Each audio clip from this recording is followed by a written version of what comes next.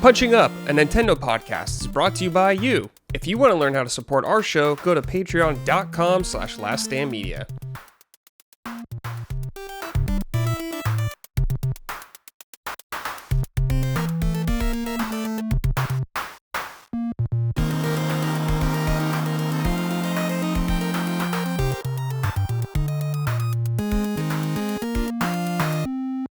Hello everyone, welcome to episode 66 of Punching Up, Last Stand Media's weekly Nintendo podcast. I am your host as always, Brad Ellis, and of course I got my two lovely co-hosts. First we're going to start with Micah this week. Micah, how are you feeling? Feeling? Let me know. Not great. Gene, we had a wonderful time at the concert last night with Gene. Colin and I and Gene went to the Ninja Sex Party concert featuring Twerp. It was excellent. I got to meet Dan and Brian. It was amazing. The problem comes in that we had some midnight pizza, which I am paying for today. Mm-hmm. And so it's like we are so far removed from that, and I'm still just feeling like garbage. But the magic remains. I still am. I look at the pictures, Gene, and I'm like, holy shit, I got to meet Dan and Brian. And like, if it weren't for the pictures, I'd be doubting it actually happened. Because it's one of those things of like, you mentioned months ago that this tour was happening and we should try to go, and I didn't want to get my hopes up because I knew how busy you are, and I was like, just in case it doesn't work out, I don't want to get my hopes up. And the fact that it finally arrived, happened, and now it's all over, and I'm like, damn, it was over in 3 seconds. Yeah, that's cool. I saw the photo and I was like, oh, Micah, I was so happy for you, Micah. Dude, I was so nervous too. Like I think I said like 3 words. I was so fucking. I think I said I liked the grocery store game. No, yeah, I posted on Discord. You and Danny just talking, like, and just having a good time. You know, really that's awesome. Connecting. Yeah, that's so cool. Yeah, you know, Dan and Ninja Brian are old friends of mine now. At this point, I've known them for a few years. You know, we actually text every once in a while. Me and the boys, and yeah, when I found out they were coming. Hi, I'm Gene Park, by the way, of the Washington Post, and Punching Up, and entertainer for Micah and Colin. Yes. Yeah, so I came down to Richmond and took them backstage. Gave us all access passes. There was a huge line outside the National where Sacred Symbols had their 200th show. Yes. Right? Yeah. That's the famous show where a girl was crying in the bathroom saying her boyfriend took her to some nerd show. Oh, that's very lore important. That's a very lore important location. Like it's like an Elden Ring location. Yeah. Beautiful venue. My first time there, the National. Yeah, there was a long ass line outside, and I was like, "Come on, guys, let's just skip the line." And then we just went in the back door or the side door. Just walked up into the green room and everything, and saw Brian and Dan. So that's awesome. I have to highlight that meeting them was really cool, but the absolute best part was getting to spend the day with Gene. We went out to dinner first, and we all got to just kind of slow down, have a meal, chat, and then, you know, went to the concert, went back to our house. We all knew we had to get up early today, but we stayed up talking regardless. And so I just want to highlight, Gene, like the best part of this whole thing was getting to hang out with you. Yeah. I met Russian Treble, the famous pups. Dears to my heart already, you know, very very darling. Oh, they loved you. Dogs. They love me. Yeah, I loved them. They were so eager. They're like Jack, you know, he's on my lap right now. Like they're like dogs, which is like my dog cat. But yeah, it was a good time. I'm glad you had a good time. I was joking with Colin and Micah. Oh yeah, so yeah, shout out to the guys on Patreon who think that I hate Colin. By the way, I slept at his house. I took a big old dump in their toilet, you know. Nice. It was good. I felt so happy like after doing that. I went right to sleep. Yeah, that's good. And then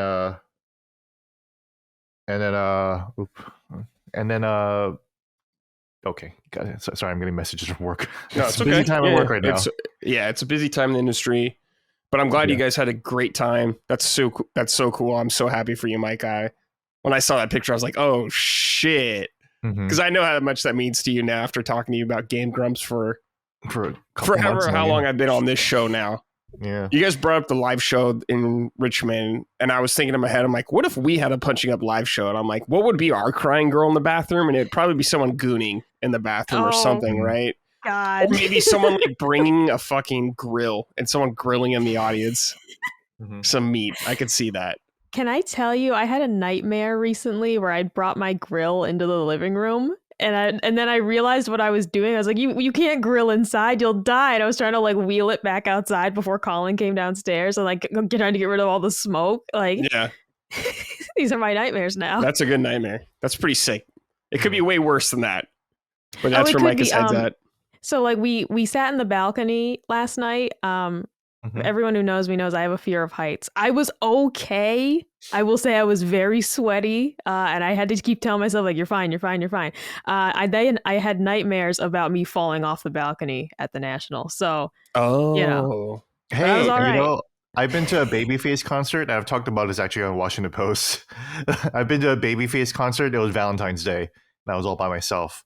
And my only company was this really drunk lady that was sitting next to me, and she almost fell over the balcony. And holy Lord. I grabbed her shirt. Saved her life. I was like, I'm not seeing a woman die alone on Valentine's Day today. Here you go, lady. Thank you. Yeah. And she kissed me. Whoa. Wow. Which I did not want. I did not want to be kissed by her. It was without consent. Hashtag me too. Yeah. Well, yeah, she was definitely sloppy. She's about to fall over a balcony. Exactly. Yeah, she was about to fall over onto the fucking concrete. But I saved her. And that was my Valentine's Day in like 2012 or 2011. Yeah, guardian angel. Yeah, no, but it'll happen. And yeah, shout out to the guys who think that I hate Colin. That's why I went over to his house and we had a great time eating pizza. And I know. That's why Jean was willing to go to this concert a second time because you already saw them on this tour. I saw them but you were willing to go to it a second time so I could go with you because I would have gone without you, but I would not have asked that nice older security lady, where are they?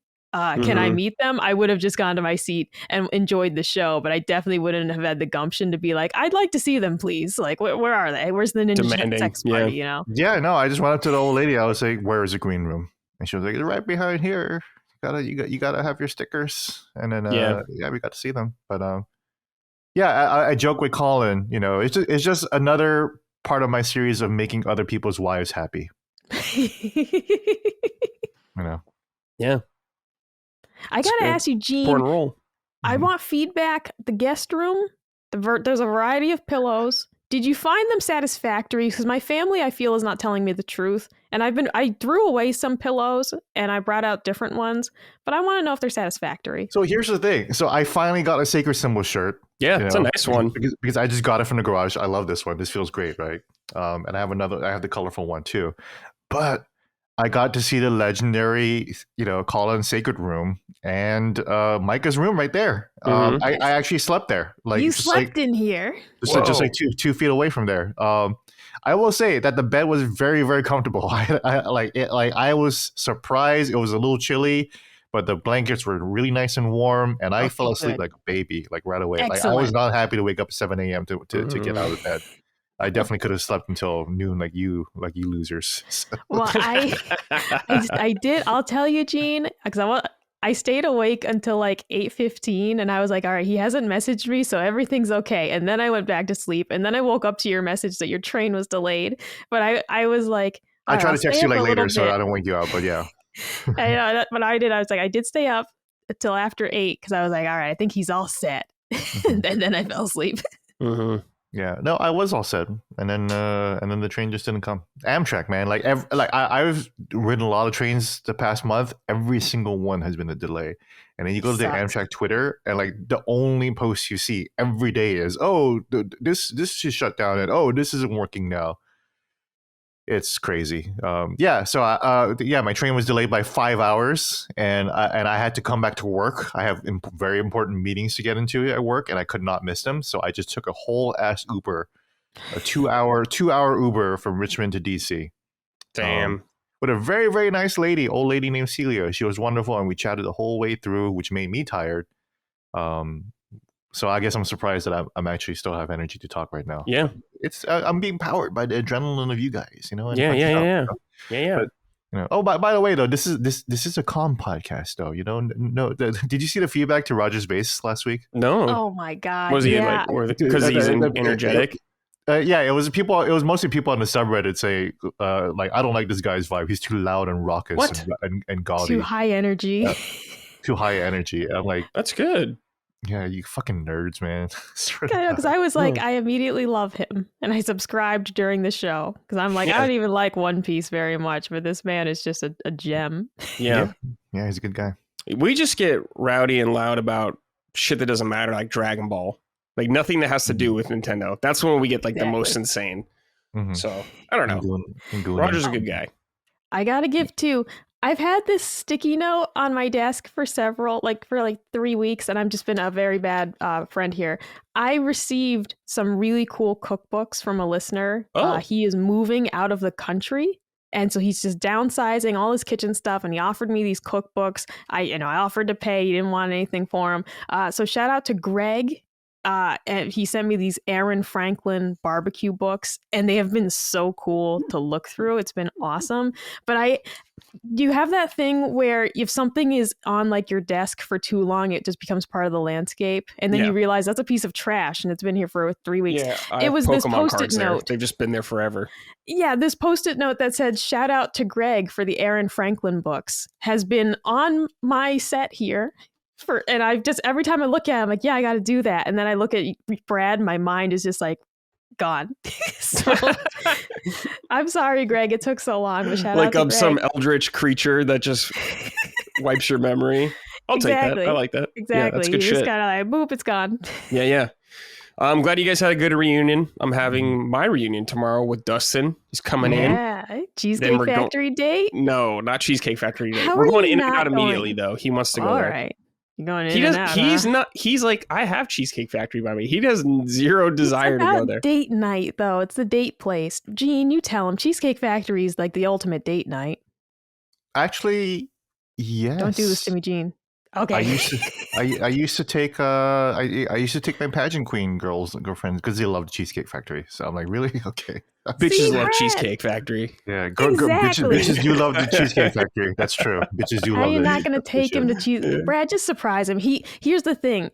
Sometimes, your date might say like, oh, no, I don't want to do that. But they do. They just don't want to feel pushy. So take him to Cheesecake Factory. Yeah. The only thing I might take him to that's kind of far is Little Tokyo. Dustin will eat that shit up. Ooh, Little Tokyo is delicious. So many good restaurants everywhere. Oh, man. Yeah. But we'll see if we have time. This is the ultimate like bromance comedy circa like 2007. Yeah, no, remember what I called them last night? The Blowjob Brothers? The Blowjob Brothers? Yeah, Dustin was like, I'm pretty sure we can call or sue Colin for how many gay jokes he's made about us. I was like, yeah, probably. We'll just keep that in our back pocket if we ever need to. Sure, it gets really out of hand. Happy Pride Month, everyone. Yeah, sexual harassment, yeah. Happy Pride over sacred symbols, baby. That's right. Yeah. Let's see. Gay here? I'm probably the closest thing to a gay person in this network. Maybe. No. You too, Brad. You're a hairstylist, so. I was, yeah. That's true. Yeah. I do have a girlfriend though, so that deflects a little bit. That's true, but it doesn't mean too much these days, Yeah. Now Gene's included in the lawsuit. It's like Brad's just writing this down. Yeah. Yeah. June 3rd, 4:53 p.m. I'll require a puff piece from Gene in the Washington Post that that will settle it. Yeah. Big old profile like Miyamoto, Exactly. Yeah. Did you guys see I called him gay. Yeah. That's the headline. I called him gay, and now he's suing me. Mm-hmm. It's just like this pensive profile so photo funny, of you and Dustin holding each other. Yeah. It's like, we are not gay. Like a prom photo. Yeah. Anyways, welcome to the Nintendo podcast. Yeah, that's right. Did you guys see the little video of Miyamoto doing a wahoo and running into a pipe at the Nintendo World? It was so cute. I saw Genki posted it on Twitter. It was just adorable. He was just doing this little 70-year-old man run down into the pipe. It was so cute. I've only seen Miyamoto once in person, Mike, and it was at E3, and he was like the fucking president walking in with suits all around him, guys with glasses, security. I was like, oh shit, I'm never getting a chance to meet that guy ever. I'm actually surprised that they send him here strictly because it's like he is such a valuable asset to Nintendo, not just like, in terms of his work, but like culturally. And I am actually shocked that they still send him to the USA for things, only because it's like, I don't know, man, issues of flight, issues of travel. He's an ambassador. Yeah, I'm just surprised that they're willing to be like, yeah, go to Orlando, Florida. Yeah, Okay. well, didn't they make him stop riding his bike or something, Gene, to work? Pretty sure there's something about that. Yeah. I think we talked about it, actually. Yeah.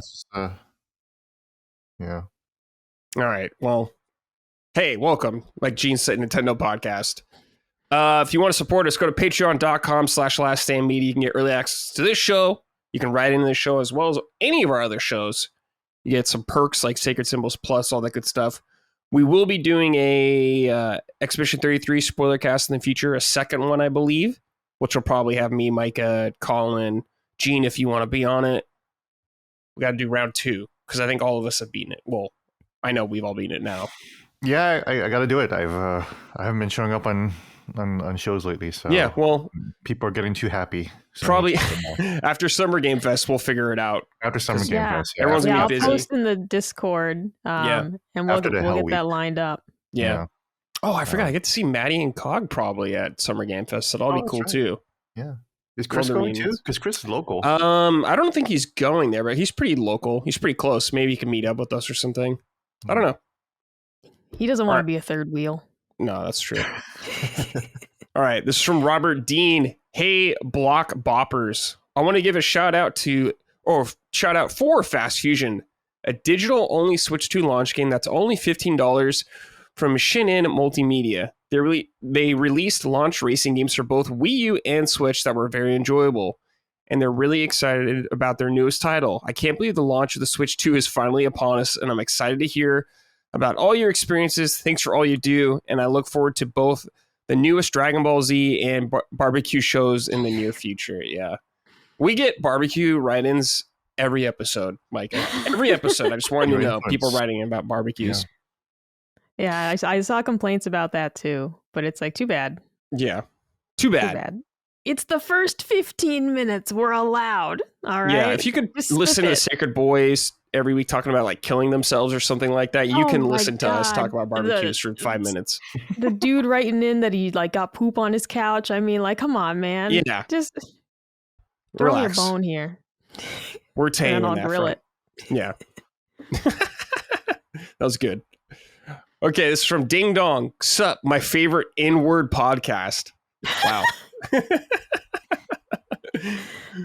The time is almost here, and I want to share my plans. I'm throwing a party at my place with some close friends to celebrate, and we'll be playing Mario 3D All-Stars and Mario Kart World, plus whatever games my friends bring along. This is my first Nintendo console since the N64 days, so I'm beyond excited to jump back in. We've also come up with a fun challenge. Our best friend, who's a Smash Bros. Legend, will have to take a drink every time he wins a match against us. He's confident, but we're ready to test that. Don't worry, we've got an extra bed and a couple doctor friends in the group to keep things safe. Thanks for being part of this great time. Wishing you all an awesome weekend. Best of luck to Brad, trying to take down Dustin's bussy. There you go. Yeah, like I said, blowjob. The allegations are flying. Well, now we're gonna have to sue the audience as well. No, the lawsuit falls apart, Brad. You chose to read that. All right, you chose to read that on air. That doesn't mean I endorse it. Moot. That's Brad. Evidence for the future. You ain't deleting that. Now that's it's harassment. Out there. Yeah, it's harassment. So it's out there. Wait, your friend's taking a shot every time he wins? Shouldn't it be every time he loses? I think that's gonna be. I mean, that's probably the thing. They're like, he's only gonna lose twice, so yeah, he's just like he like wants to win to take a shot. You know what? Because he'll take a shot and then he'll keep playing, so he's gonna get drunker and keep playing. Yeah, that could be fun. Okay. Yeah. Okay. Yeah. Okay. Yeah. Yeah. Then you probably wouldn't probably need some medical assistance or whatever. Yeah. Like the drunkest I've been is like. The drunkest I've been is like 0.36, which is like 4 times the legal limit. And according to some medical facilities, I should be chronically dead. I should be dead by that time. Damn. But, so don't die. Don't die, Thanks everybody. much. Don't die. You gotta live. Not on the Switch 2 launch weekend. Yeah, no, come on, yeah. Yeah. I was laughing at Ding Dong's write-in because it started like with the N-word podcast, and it was like really wholesome. Like, yeah, I'm getting together with my friends. Thanks for thanks for being a part of this great time, and trying to take down Dustin's bussy. Yeah, right afterwards. I was like, okay, Dustin's bussy. That's the Ding Dong that started this write-in for sure. Yeah, absolutely. You gotta hit him with a no. Why'd you say that? No, why'd you say that? He's gay for you, Brad. All right. But yeah, it's Switch 2 launch week. There are no press got the consoles early. Nope. So, but luckily, Gene, you got to go to New York, I believe, and play some Switch 2 games. Mario Kart World and Welcome Tour? Is that right? Welcome Tour. Yeah. Okay. So how much Mario Kart did you play? We had about 8 hours. Okay. From 8 a.m. to 5 p.m. basically. Yeah, solid 8 hours, 7 hours. And played. I feel like we mostly played Mario Kart. We started with Welcome Tour. The funny thing though is that I actually wanted to go back to play more Welcome Tour. Yeah, I saw you say that. We'll get into that. We'll get into that. Yeah, let's start with Mario Kart. Your impressions of that. This event was at New York City in lieu of review units, because Nintendo is being weird about it, and they're like, oh well, you're not gonna have updates until the launch day, and we're not gonna update it until then. And it's like, yeah, really, you couldn't do that, So I had to truck my ass all the way up to New York City for a day trip. I actually came back to DC that same night, so it was a long ass day. Yeah, wow. I took the train at 4 a.m. Oh. So luckily that was no delay. I actually got to New York City thankfully in time. I can't I was cutting it close. I actually should not do that with Amtrak now. Realizing how close I cut it. I actually arrived in time, and I showed up at this loft studio event space that Nintendo likes to rent out, and it was actually the same space that they tested out preview Tears of the Kingdom for us. Oh, actually. So, cool. So it's clear that they really like this event space and they're using it. But it's floor to ceiling windows, so it's very there's a lot of natural light, and it's very beautiful and very luxurious. And they have all these little cubbies with curtains for each journalist. So I had a chair with mouse pad armrests, so I can cool for optimal mouse dragging and everything. And yeah, it just curtains around. I actually posted an image of it on Twitter, and then there's a Nintendo Switch 2. Oh, I'll look for that. And it had 2 games, Welcome to Mario Kart World, and it came plugged in with the with headphones. So you plug it into the controller. Okay, Pro Controller. Okay. Yeah, so I actually got to listen to it a little bit. Actually, sometimes the music would cut out if I blocked the frequency from the controller. So I actually don't think that might be the best. Oh, weird. It's a little weird. And I don't know if it was because there were so many Nintendo Switch 2s that were that are trying to read through. I don't know. It was weird. I did not have fun listening to music that way. But when I didn't block it, I was I kind of locked in and leaned forward. Then the music was all free and clear. So that's something that I'm gonna have to check out once I get my Switch 2, which I don't have yet. It is on its way. My Switch 2 is on its way, so I'm very excited for that. Yeah.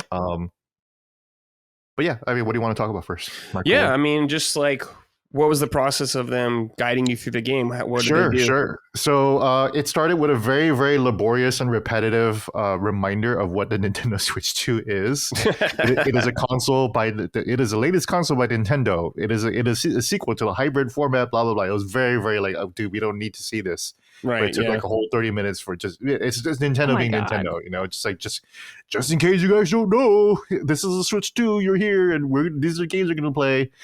And then we finally got into Welcome Tour first, but I'll talk about Mario Kart. But so they actually segmented into play sections, from 10 o'clock to 11:30. you can do free roam, and you can do whatever you want. You can, if you want to do single player Grand Prix, or you want to do knockout tour, and then like from like 12:30 or like 1 o'clock to like 2:30, like we're gonna do knockout tour sessions with the whole group. So the whole gang, all the games journalists got together and started playing against each other. Me, Steven Totillo, Scott Stein from CNET, Megan from Wired, and Logan Plant from IGN. He does Nintendo voice chat. They're a really cool guy. And sorry, getting more messages from work. And then yeah, so that's how it's partitioned off. They're like, okay, single player here, multiplayer here. We're gonna do knockout tour. Here's regular Grand Prix. And towards the end, you can just do whatever fuck you want it. Basically, let's start with the open world kind of stuff. That's like what I'm the most curious about with this game. How did it work? Did you enjoy it? The interesting thing about open world is that when you get to the menu of Mario Kart World, it will tell you single player, multiplayer options. Like really simple. You can press start to go right into multi-world, but the free roam. Oh, okay. And like whatever, like, you know, and then you just choose your racer, and you just like plopped into the world, and you just drive around. That is probably the most contentious part of the reviews, and from what I'm reading, a lot of people are kind of up and down about it because honestly, from what we played, there isn't a whole lot to do in the open world other than the P-switch puzzles that you can do, which are challenging and really difficult to do, and they're fun to do, right? Yeah. We don't know how many there are because the game is fucking huge, and we couldn't do anything. We don't even know how many characters there are. Yeah. There were when we were playing, we were unlocking characters. Like when I was playing, I was just unlocking characters as I kept playing. Wow, crazy. You know, like, oh, Donkey Kong's in the game. Okay, well, I unlocked Donkey Kong. You know, and what was I gonna say? Oh yeah, so free roam, P switches, and you're just kind of driving around. You can collect outfits, and that is a way to unlock everyone's outfit. So that is what I spent most of the time doing because, you know, I got to get all those Princess Peach outfits. Yeah, of course. Yeah. Yeah, I got the Daisy Dukes right away. You know, the resort wear. You know, the sundresses. I unlocked Rosalina. I have to get all her outfits, baby. You know, Princess Daisy, all her outfits too. You know, I was just playing all the girls and just trying to and the fucking cubby looked like a goon chair. You know, goon station. People, like a goon station. You know, people were commenting that it looks exactly like a sperm bank room. And you know, and I think I told this story before, but I have been a patient or a customer of the Anaheim Fertility Center. Really? In Orange County. Yeah. Where I donated a bunch of my sperm. Whoa. Yeah, like just like a whole semester's worth of sperm, basically, like twice a week, because you cannot go every day because that'd be fucked. You know, right? So they can cap you at $100 a week, so you get paid $50 a wink, right? Yeah. Per sample, you know, and so I can only get $100, but $100 for a college kid, that's a lot of beer money, you know. Yeah, that's true. So there are definitely potential little gene parks running around Orange County right now. If they wanted a 6 feet tall, you know, public school, college educated a writer person, you know, who likes music back in the day.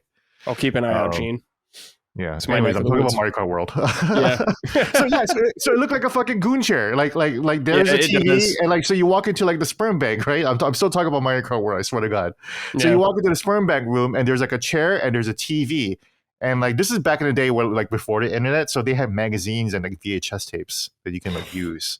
To produce the samples, right? Yeah. Or the specimen, not even samples, just a specimen of me, you know. And that's exactly what it looked like. There's a chair and just a TV, you know. And so I'm just unlocking all the girls' outfits. All this to say that there isn't much to do in free roam. Okay. Basically, at least from what we can find, and like from only playing like an hour or so, like there isn't like the thing though is that it's super fun to just vibe out and just drive around. I like doing that. And the world was big. You can drive around the whole thing in like around 11 to 15 minutes, depending on you know what tracks you use or whatever. And like the music is so good. I really think that this is probably like the greatest soundtrack Nintendo has ever made. Like, Oh, okay. listen to Nintendo music, and like Nintendo music becomes my new Spotify. I'm not even gonna listen to anything else. Damn. Like the old Super Mario Brothers themes, like they're like a full on ska band with like a massive like horn section. It sounds so rich and full. Like I couldn't believe what I was hearing.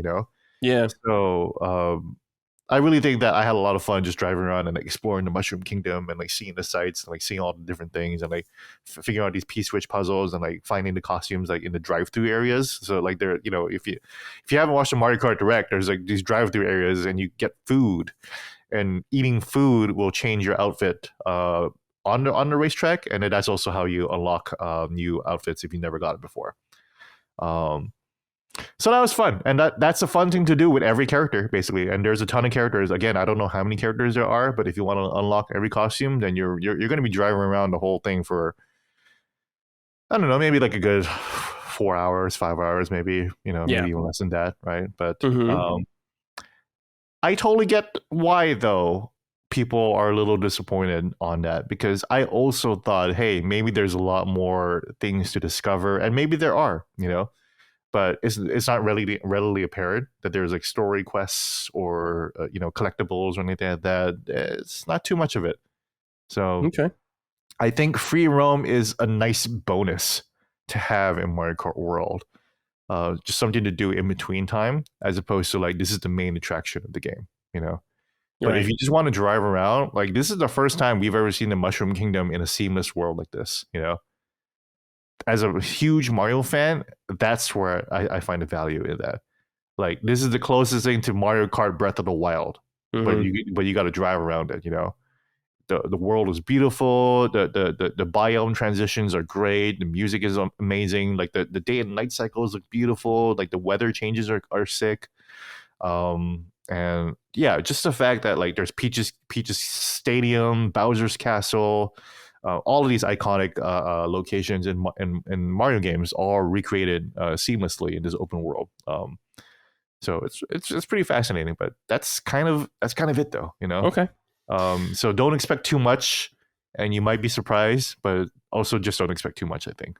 Okay. How was the knockout mode? Knockout Tour, I played at the preview event in April too, and we got to play it a lot more here. It is still easily the highlight of the game. It is super fun. Cool.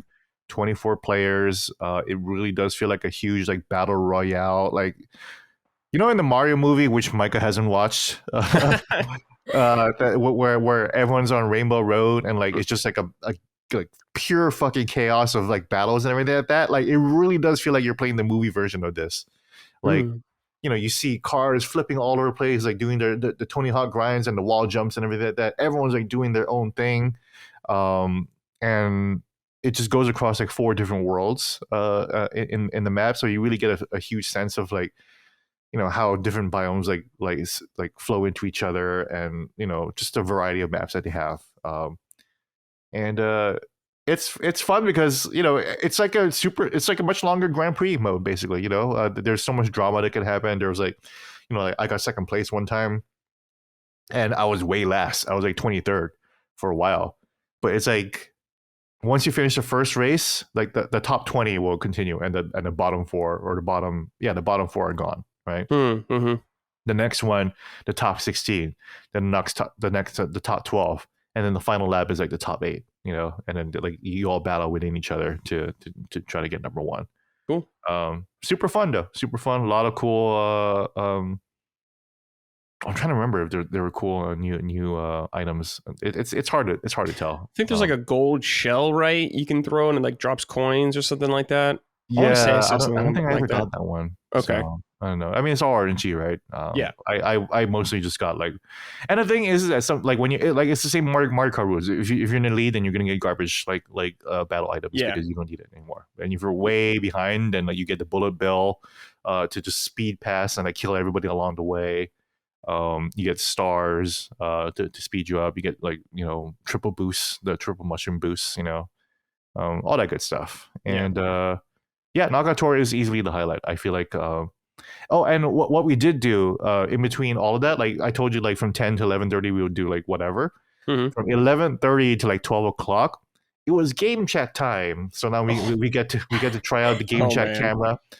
We get to try out the camera. I actually did couch co-op with a bunch of people, and that shit was actually fun. It actually reminded me of like, it's all split screen. It's a 4-player split screen. Mm-hmm. The 4-player split screen is 30 frames per second. Yeah, I was about to ask you that.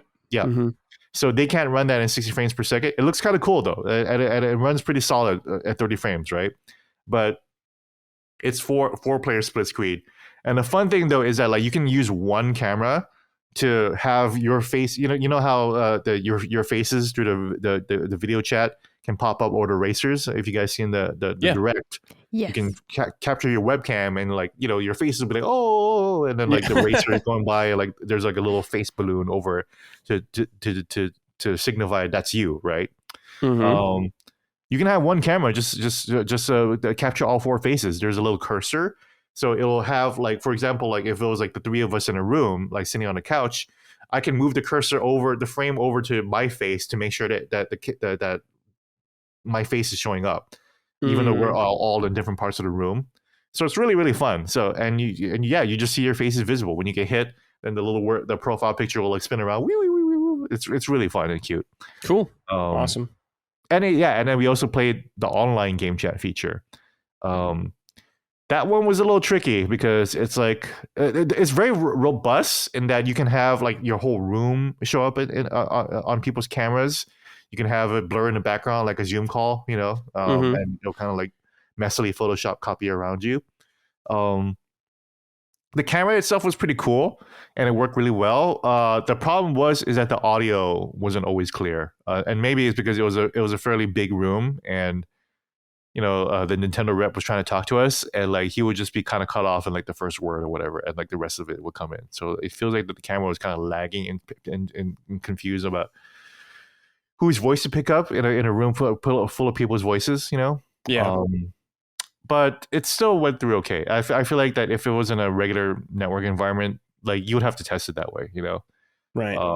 So in that way, like I totally get why there were no review units out, because it's like if you really want to test out game chat, you can't, kind of, unless you have it with other people, And that's Mario Kart Tour, and Grand Prix is just the same. It's just classic Mario Kart, Yeah. So I mean, Very that's cool. the thing. Like, it really is kind of a classic Mario Kart game. It just tracks and racing, Yeah. Battle mode. There's balloon popper and coin collector, I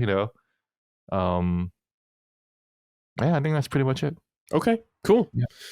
A lot of costumes. Yeah. I don't think there's a kart customization, because remember in Mario Kart 8, you can choose like which wheels you have and like like the glider that you have. Yeah. That you can put stickers on your car, so that's cool. Okay. But Nice. I think everyone just pretty much has like a set series of bikes and cars, and you just get those. So cool. All right, let's talk about your welcome tour impressions. Oh, welcome tour. Yeah. Hold on a second, me messages. Which you were very, I don't know, maybe more surprised with than we expected. I was a lot more surprised with welcome tour, because here's the thing. Like, so I had a lot of fun with welcome tour in the April event. I was like, these mini games are pretty cool, right? But it's probably a really short game. I don't think it's a short game. There is areas A where you just start off in the left Joy-Con of the Switch 2, because you're like a little person wandering around the Switch 2, like you're touring the Switch 2's capabilities, right? A is like the top of the Joy-Con, and then like zone B is like the actual Switch 2 screen. The game goes until like zone like fucking like L or M, and like we don't know if that even goes, like if that's the end. Like it could go all the way to zone Z. There could be like 26 different fucking areas in this game. Wow. Packed with mini games, and they're all pretty fun. Some of them are very basic. Well, the beginning ones are very basic. Again, like I mentioned this before, like this is a great one from Micah. Here's a basketball bouncing across the screen. Is that 30 frames per second or 120 frames per second? Yeah. But it's pretty fun. And then there's a lot of like movement games with the mouse and everything like that. I'm forgetting so much of the games. I wish I wrote more of them. No, down. it's okay. I didn't think that I'd be. But yeah, when I walked away from Welcome Tour, I was like, I want to finish all that shit. I want to get all the medals. I want to get the good times for these mini games, and I want to complete it. And you unlock these zones because like that's the thing. Like I mentioned, like you start off in Zone A on top of the Switch, like Joy-Con. And then you can go inside the Joy-Con. Like there's all kinds of shit inside it, and there's like different layers to the Switch 2 that you can explore. Yeah. And also you can there's connecting bridges to like other fucking Switch 2 accessories. Here's the camera, and this is what the camera will do. And there's a whole mini game with the camera and everything like that. So you probably have to you have to like move your body around and like collect shit or whatever. It's very, very reminiscent of like Nintendo Land / Wii Sports kind of, and it's like. This game might actually be deeper, and I think it's legitimately a longer game than Astro's Playroom because a lot of people were using the wonderful, brilliant Astro's Playroom as like a way to like gotcha Welcome Tour. Like look at the quality you get with Astro's Playroom versus Welcome Tour. I think Welcome Tour might actually be the deeper game at the end of the day. Yeah, because Astro's Playroom is 4 levels and you're done, right? And you get the boss, right? Yeah, and this is just a matter of how they presented it to us because it is a problem. Gene, like you're selling me on this. I was a Welcome Tour naysayer of like, you want me to spend money on your tech demo. However, the more you talk about it, the more that I'm interested in checking it out. But they absolutely could have told us like how much is behind the scenes here, how much content really there is. Because the way they presented it in the direct, I was just like, I'm not really interested in that. And I'm, it was just kind of a weird thing to not just do as a pack-in game.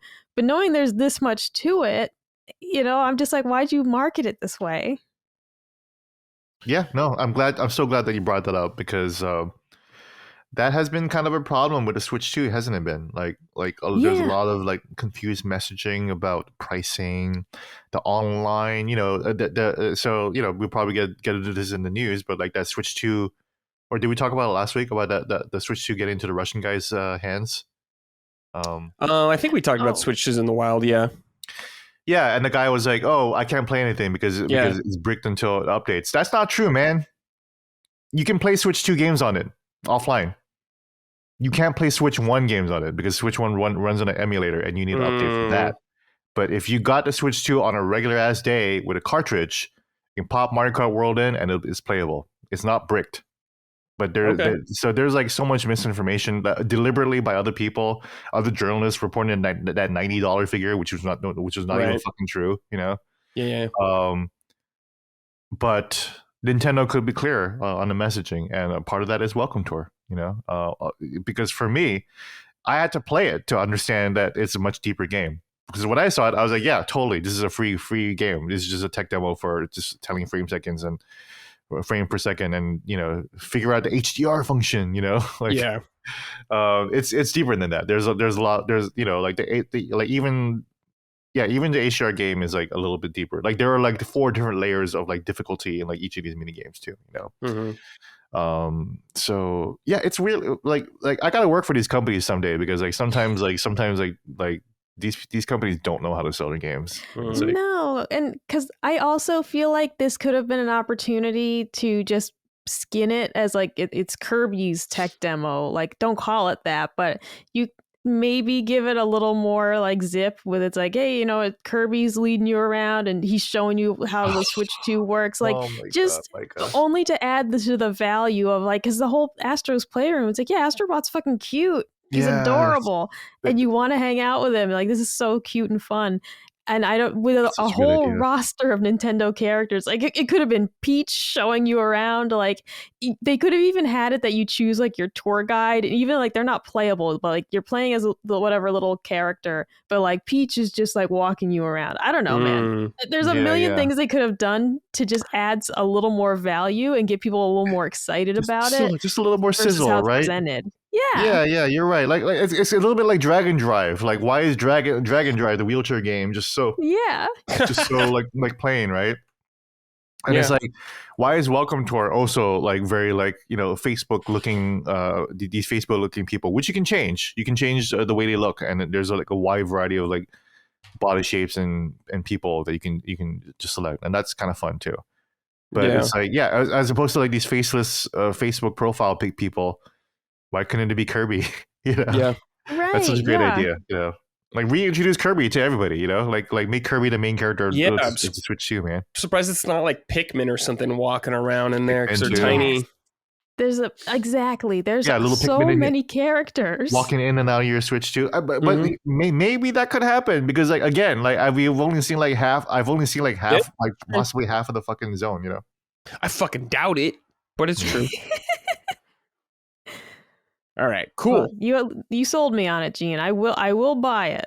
I will buy it because before I was a naysayer, but I did say like I'll wait and see what someone else thinks before I pony up and buy it. I think you'll have a good sold time me with on it. I think you'll have a good time with it. I think it's a good game and mini games for people who are fairly new to games, but also like some of the games are really challenging and hard. I think it's worth $10. Maybe not much more than that. And to be clear, the game should still be a packet.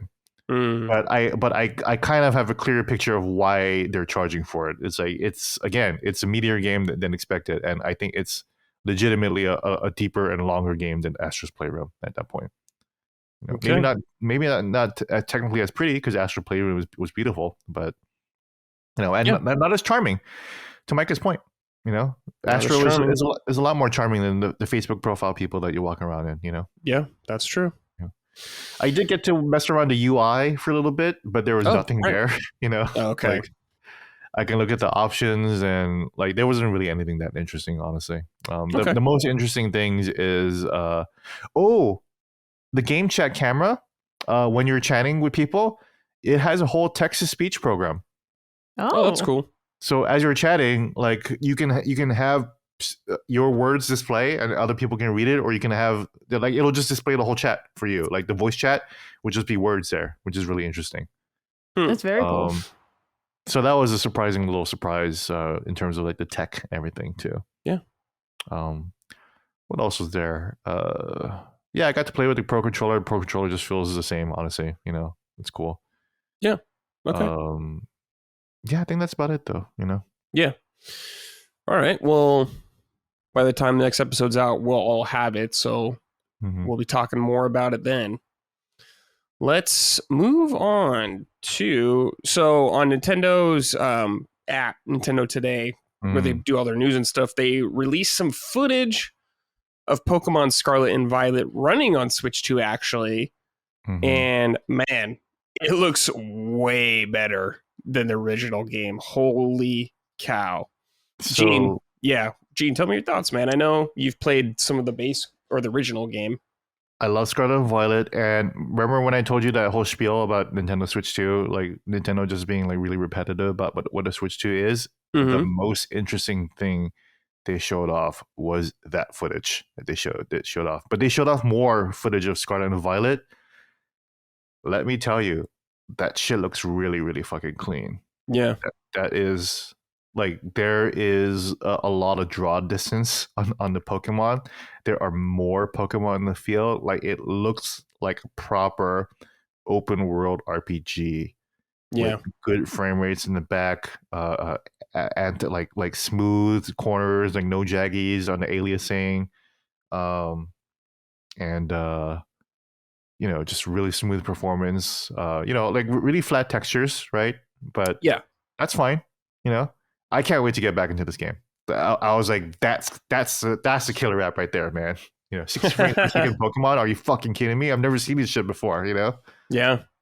It looks good. I'll definitely check it out as well. Yeah, maybe I'll get Scarlet instead of Violet. Actually, no, fuck Scarlet because I hate that motorcycle Pokemon. Yeah, that guy. I have both, and fuck Scarlet because the Pokemon you ride is way lamer. It's fucking disgusting, man. It's gross. Yeah. He has like wheels, but he doesn't actually use them. He just runs. It's like, he just runs. This? Gross, man. It's heinous. I hate that shit. Yeah, it's deplorable. Yeah. Yeah, it's awful. Yeah. So So I'll just stick with Violet and stick with Violet. Stick with Violet. I might just start a new run of that game. Yeah, sure. It's so long. Yeah, absolutely. And just see the whole thing again from the beginning, and finally play the DLC because I tried to. I think I talked about it on podcast before. I tried to get into DLC, man, that area looks really beautiful. Like there's so much grass, like it's very like Japanese culture, you know. Yeah. But the frame rate was even worse than I remember, you know. And listen, Pokemon Violet was the game that I played like right before I got my cancer treatment surgery. So I played the hell out of the game like right before surgery. Like I liked it. Like I was like, this is the last video game I ever played in my life, possibly, you know. Yeah. So I played the hell out of it, and I probably, you know, just drug addled and just really happy to play a game, and I just ignored all the performance issues because when I went back when I'm healthy, Yeah. I started to feel sick again. Yeah, it was bad, dude. It was really bad. And I don't say that lightly. Like you guys know me. Like I'm not someone who's hung up on performance at all. You know, I play. Yeah, we again, love From Software games here, guys. Yeah, we play From Software games. I play Yakuza 0 or Yakuza 1 Kiwami on the Switch. Like, I can tolerate it, but Pokemon, like that was rough. So yeah, I'm very excited for this. Yeah, very very happy to try that out. And all the new games that are getting Switch 2 patches. Looking forward to testing all those out. Maybe Micah will see Echoes of Wisdom in good frame rate and finally realize what she's been missing. We'll see, though. That's what scares me about Welcome Tour. I mean, is it going to change how I see things? Am I not going to be able to play potato games anymore? Yep. What if it doesn't? What if I watch the basketball bounce and I'm like 120 frames? And it was like, that was 20 frames. And I think like every single one I'm going to be like, you're going to be coping so hard, you're going to lie to yourself. Maybe I'll take out my contacts before I play it. Yeah. All right. Next thing here, we got some news. Let me put that in here. The World Ends With You director has left Square Enix. After 29 years with the company, Tatsuya Kondo, the director of The World Ends With You, has announced his departure from Square Enix. This is a message from X. This is a personal announcement, but as of May 31st, I have officially left Square Enix. Over the past 29 years, I've had the privilege of working on numerous projects, including Final Fantasy, Kingdom Hearts, The World Ends With You, and many, many more. These experiences have been truly invaluable. The voices of everyone who played our games were a tremendous source of encouragement and gave me the strength to keep moving forward in development every day. I'm truly grateful. Thank you so much. Moving forward, I hope to continue creating fun, engaging content that brings smiles to all of you. Sad to see this. I like both the World Ends With You games. I'm a big fan of them. So, and this guy's obviously been Square Enix for a long time doing good shit. But I am sad to see him go. Mm-hmm. Don't know why. Maybe he's just feeling unfulfilled there or something like that. I hope that whatever he does is great next, though. Mm-hmm. Gene, do you got any thoughts about him leaving? That's sad. I never actually finished The World Ends With You, but I really, when I started it, I was like, man, this is such a creative game. Yeah. I do want to get back to it. So that's sad that someone that talented with a real unique vision for RPGs is leaving. Yeah. He's a heavyweight. Yeah. Micah, any thoughts? Unfortunately, no. I'm not really familiar with any of the games that he worked on, but good luck in your next endeavors. And I'm a little disappointed that this person brought us Kingdom Hearts. So you know what? Maybe not too much luck. Well, he worked on it. Oh yeah, no, he's part of. You're just part of the army. That leveled a nation. You know, he's doing God's work. He's doing God's work. He was doing good shit over there. But yeah, this is pretty much like, to me, this is like, hey, World Ends With You is truly dead now. It feels like, so that's sad. But at least I got 2 games in an anime, which I haven't seen. But shout out, dude. All right, let's talk about what we've been playing. Micah, let's start with you. What have you been playing? Yeah, so not a whole lot, but I am getting into Fire Emblem: The Sacred Stones, which was added to Nintendo Switch Online in the update before the last one where they added like survival kids. Because I really enjoyed Fire Emblem: The Blazing Blade, and I mean, I like this as well. It's a lot more of the same. Story so far is good. In this one, you have your classic, we've had 800 years of peace, and suddenly one nation, for unknown reasons, has attacked its neighboring nation, and the whole clash across the continent, I assume, begins, right? Mm-hmm. I'm enjoying it so far. It is, though, it's very similar to the Blazing Blade. I'm excited to meet, all the new characters that are involved, but I don't have a ton to say yet, just because so far what I've experienced is just very similar to the Okay. Blazing Blade. So I like it.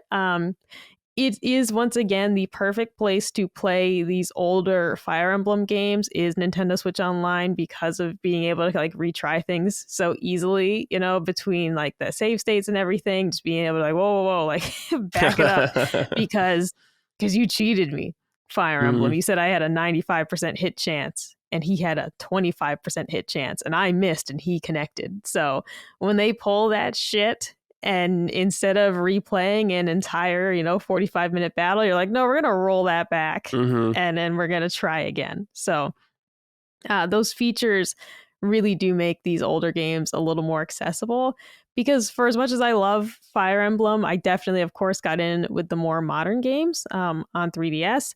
And those were definitely just more fair than these Game Boy titles. They, like, the modern ones really mean it. Occasionally they'll do you dirty where it's like 95% hit chance. Well, there's a 5% chance you'll miss. Occasionally they'll do that shit, but not near as much. Right. So I will say that for playing these older games, I highly recommend, Nintendo Switch Online for someone like me who just wants to experience the game and have fun with it, versus drudgery of actually playing it on a real Game Boy and having to restart the battle because the game, just completely borked everything. This is very accessible and very fun so far. Great. So I'm liking it. I'll have more to report next time. But I'm also, I'm a little confused because I thought this was the third game in this trilogy of the Blazing Blade, I think the Binding Blade, and then the Sacred Stones. And so I don't know if they're going to bring the Binding Blade to Nintendo Switch Online. I also don't know if that's one that was ever released in the US. I'm a little confused on that when I tried to Google it quickly before the show. But I'm hoping we get all three on Nintendo Switch Online. I'm hoping this is the intention, that they've given us two so far and that we'll end up getting the third game. Yeah, I think you'll get the third game. Seems like it. They've been releasing a lot of Fire Emblem games over the last couple of years, so yeah, I think you're good. Yeah, cool. Only needs a new one, so yeah. Well, I'm sure that's coming. Gene, I know you've been busy, but if you have time to play anything. Yes, I actually been playing two different Souls-likes. Two? Wow. Yeah, Elden Ring, Night Rain. Yeah, me too. I actually played it with a buddy. Cool. Pat stares at over his Twitch channel. We did not have like the best time. It's a very feast or famine game. You have a good run and you have fun. When you don't have a good run, it's like fucking a waste of time. And what makes it worse is that the rewards you get for it, like aren't that good. Like the relics. The relics. There's some good ones you get from. So certain bosses can give you unique ones. Yeah, the bosses will give you unique ones, but like that's about it, though. Like they're the best things you get. There's some you can get from class quests also, which can be pretty handy. Yeah, but you do those and you do the bosses, and it's like that's it. Yeah. I mean, that's the game. Yeah. That's the game, yeah. So it's definitely like that's the thing. Like you have to remind yourself, like this is definitely a $40 game. Yeah, it's a side it's like a side project. It's very definitely side project. Not a mainline game. No. Here's a little thing to distract you, and it's like you can play for about 20-30 hours with your buddies and just drop it. That's what it'll make it tough for it to be like it's not a live service, it's a multiplayer game, No, it's getting DLC, but it's not going to be like it's not going to be a live service. It's not going to be updated forever. So it's like you need like if you want to play this game, and the caveat that everyone says is if you want to buy this game, just make sure you have friends that you want to play with. Because otherwise, like the population will drop. You don't want to play with randos, because so much of it is like objective based. You need like for example, you go to try to find a poison weapon, and it's like, okay, let's all try to go get that. But that's you can't communicate that to your fucking teammates. So everyone's just kind of doing their own thing. You can only have like one side quest per run, like in the remembrances or whatever like that. I haven't tried the patch that just went up yesterday because I've been busy over at Richmond. hanging with Colin and Micah. Otherwise, I might have given that a shot. I definitely want to give it a shot for solo runs too, because I don't find the game very viable for solo. I understand that people like Fighting Cowboy or Iron Pineapple beat it in solo, but they are Souls freaks. They are freaks of nature. All they do is fucking play these games all day. And as someone who I consider myself pretty good at these games, I can't do this solo. And if I do, it's not fucking fun. That's the thing. So you get these events, right? That will change the map, right? And then so the first one you get is a crater, right? The volcanic. It'll change an entire section of the map into like this volcanic area that's completely new. So you walk in and you're like, holy shit! Look at these ruins. It's actually pretty fucking cool. Look at the vibes in this place. You don't have time. You gotta keep sprinting. You can't even walk around to admire the level design or figure out what the secrets are. You're just going whoop, whoop, whoop, whoop, whoop, just sprinting across the fucking game. It's so exhausting, and it just reminds me that this game is definitely not for me. But also I'm not sure that the Souls formula really works all that well with the roguelike formula. I don't know. I think it's an interesting experiment, and I praise it for that. I'm glad they're trying it out, and I hope that this is a test. I was going to say test bloods for Duskbloods. Yeah. I hope it's a test run for Duskbloods. Figure out what works, what doesn't, how to balance Duskbloods solo, which I think Duskbloods is going to be a more solo game than anything else. Yeah. But they definitely said it's going to be PvPvE, and it's okay, take what you learned from this game and just fucking make Duskbloods that much better. Make it more viable for everybody, make it more fun, more balanced. I do like the characters, the eight different characters. I kind of wish I could just fucking take them into base Elden Ring, like Revenant. Sure, there's a patch coming. Yeah. Or I'm sorry, a mod coming for that. Yeah. That'd be fun to just. I think there are mods already, but running around as Executor, imagining pairing everybody in base Elden Ring. Man, that'd be a lot of fun. Yeah. Maybe the solo patch has balanced things enough, and maybe they'll even balance it even more in the future. Because I can see myself still having fun if it's a little bit more relaxing in solo. Sure. But yeah, or maybe I just gotta get good, But how can you though when each of the bosses are designed for 3 people, Yeah. And then there's MMO or raid attacks, some of the bosses will just fill the screen with shit, and you have to navigate around it like it's a fucking MMO. It's crazy, these are just new attacks, new versions, new ways to attack the player, and it's just relentless, Yeah. So well, I saw the patch. They're doing you get more runes and stuff by playing solo, so that'll help. And a couple other tweaks. That'll help. Yeah, they're doing in the future. They're going to be doing a 2-player mode, so you can do 2 players instead of 3. And they're also going to do harder versions of the bosses, so that'll be an option for people as well. That's just insane to not even have 2-player. Why did they marathon this? Why did they? Well, they Apex Legend it, so blame them. Yeah, Apex too. Yeah, I don't know why. I don't know why people are insisting that you have to have 3 players in this day and age for some reason. They're 3 players is the perfect amount of people to play one video game. I don't get the obsession, but kind of fun. I'll definitely try it again soon because I have faith in the project. It's just not for me. Definitely not for me. Even if I like it or in the final analysis, I think it's a good game. It's not something that I'll play as much as base Elden Ring. Sure. Yeah, of course not. Definitely a spin-off game. Yeah. So, go ahead. I'll just talk because I've been playing that. I've played over 20 hours of it. Yeah. And I'm having a good time. I played 10 hours of it so far, I think. Yeah. I think it's fun. It does have a lot of problems and tweaks that I think it still needs. One particular is there is no quit out of match option for everybody. Dude. When you just have a bad run, you're just fucking stuck with that. Yeah. In the I think that's a big problem. Oh. So you have to wait for the boss to show up. Yeah, I think that's a problem. That sucks. It sucks. We need to address that. And especially if you can't communicate with randos, it's hey, can we just all die or whatever? They're no. Yeah, they need a group leave option or something like that. Everyone agrees to leave or something. Right. So hopefully they get something like that going. Yeah, the in only there. way you can leave is if you quit out the game and you just get a you get a point against a ban for that shit. You know. Yeah.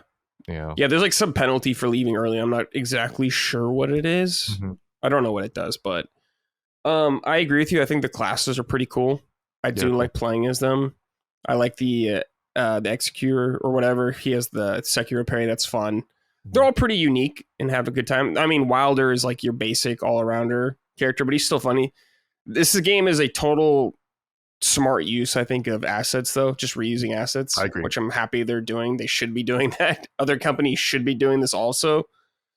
But yeah, I've beaten half the bosses, I think, in the game. I think there's like 9 or 8, and I've beaten 4. And I have beaten some of them with just randos. So people are learning the game more and how things work. That's So true. Things are starting to flow better because people are understanding the game more.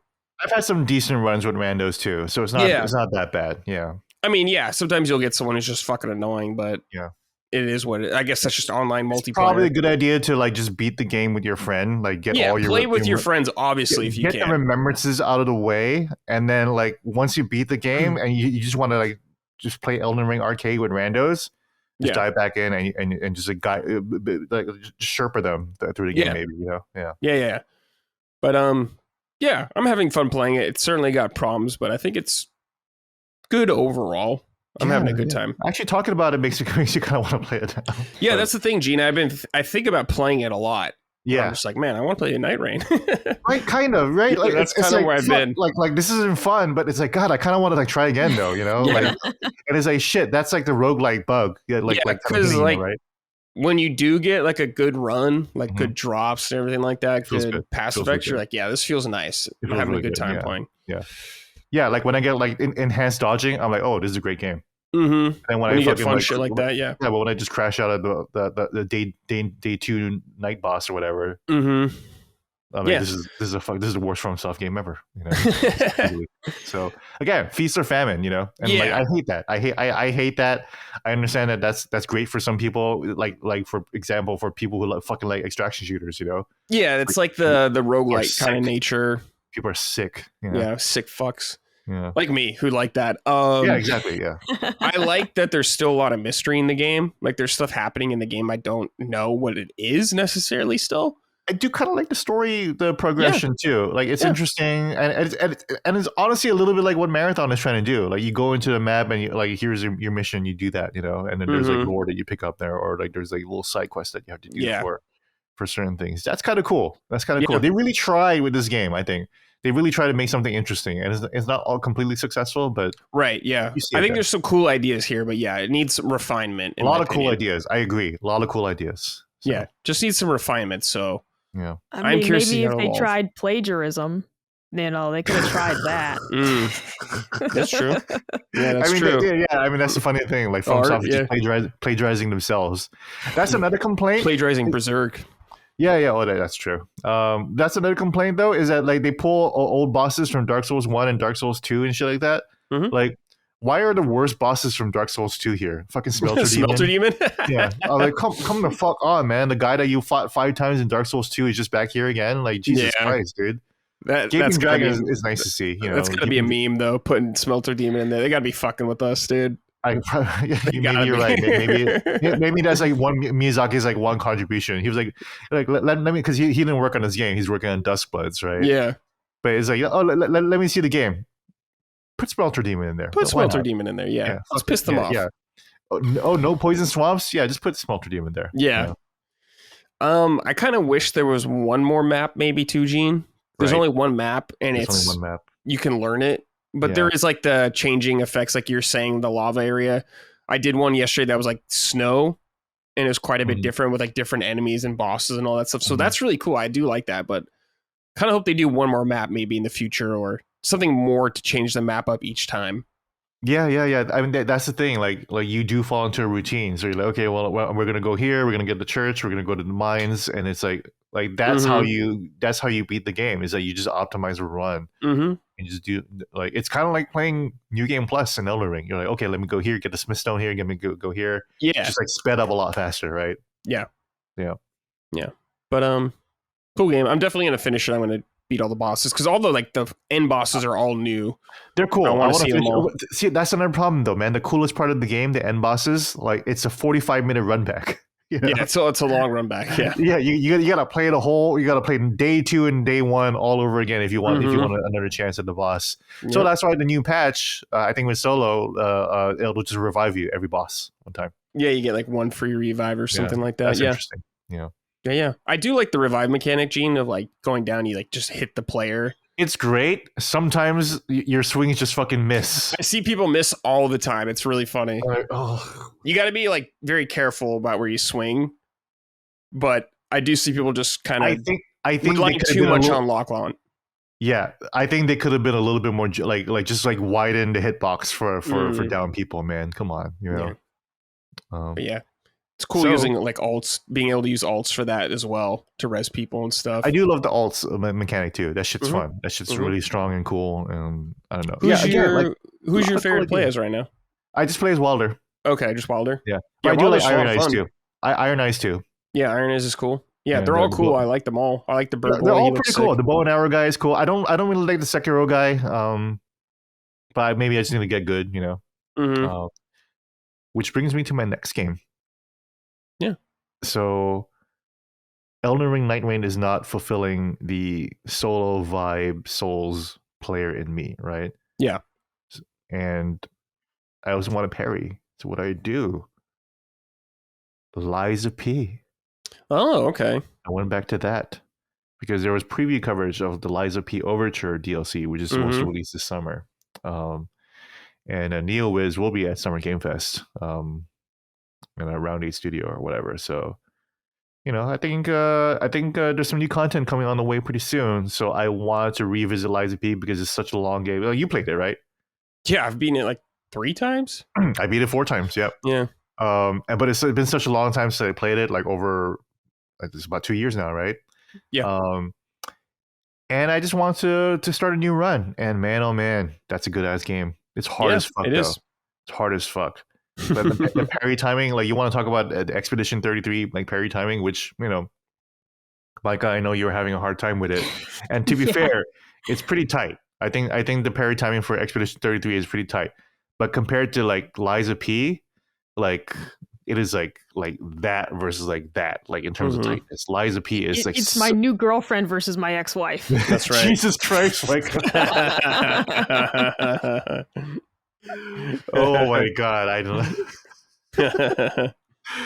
I set you up for that. Thanks for the slam dunk. That was a good alley oop right there. Yeah, I did not expect you to make that shot, but you did it. So, oh my god. How am I going to recover from that? So really, really tight parry timing. I wanted to get used to that again. You know. Yeah. So I just beat the whole thing again on Steam Deck and had a great time. Cool. And yeah, it is a hell of a game. Man, the weapon variety in that game is like I think it's underrated. Like I think a lot of people don't really talk about how many different weapons there are and how interesting they are to wield.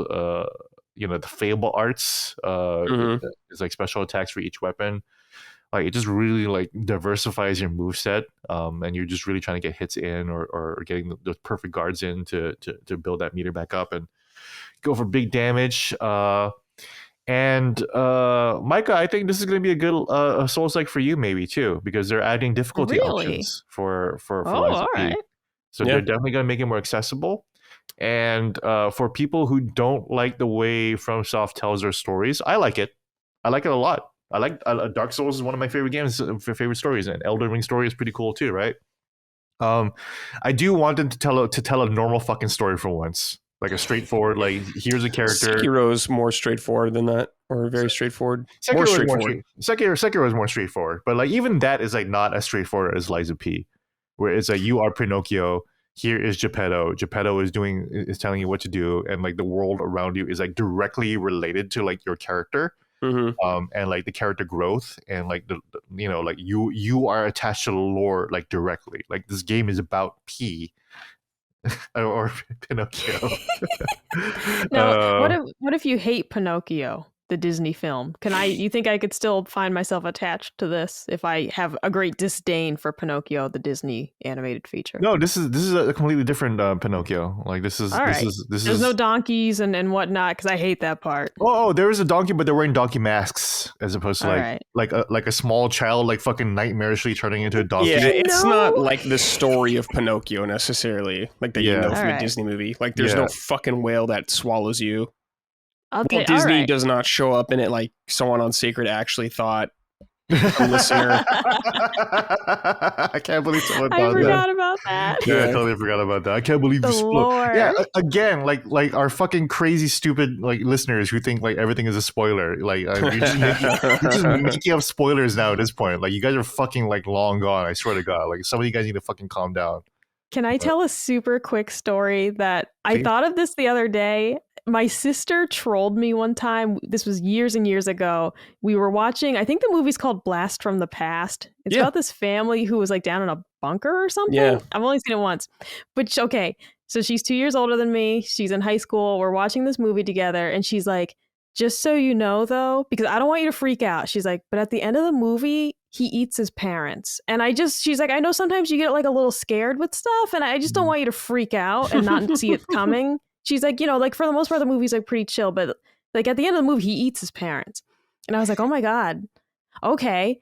And I watched that entire movie waiting for that fucking guy to eat his parents. And I was like, I can't believe you did this to me with these like fake spoilers. Oh, it was a lie. Oh my God. Yeah, that's so funny. Yeah, so people waiting for Walt Disney to show up in Lies of P was excellent. Yeah, it's good shit. Yeah. I hope he shows up in the DLC now. I know, right? Are they allowed? yeah. He shows up as Yesnid, right? Or Sid, Ned Sid, Yen Sid. Mm-hmm. That'd be awesome.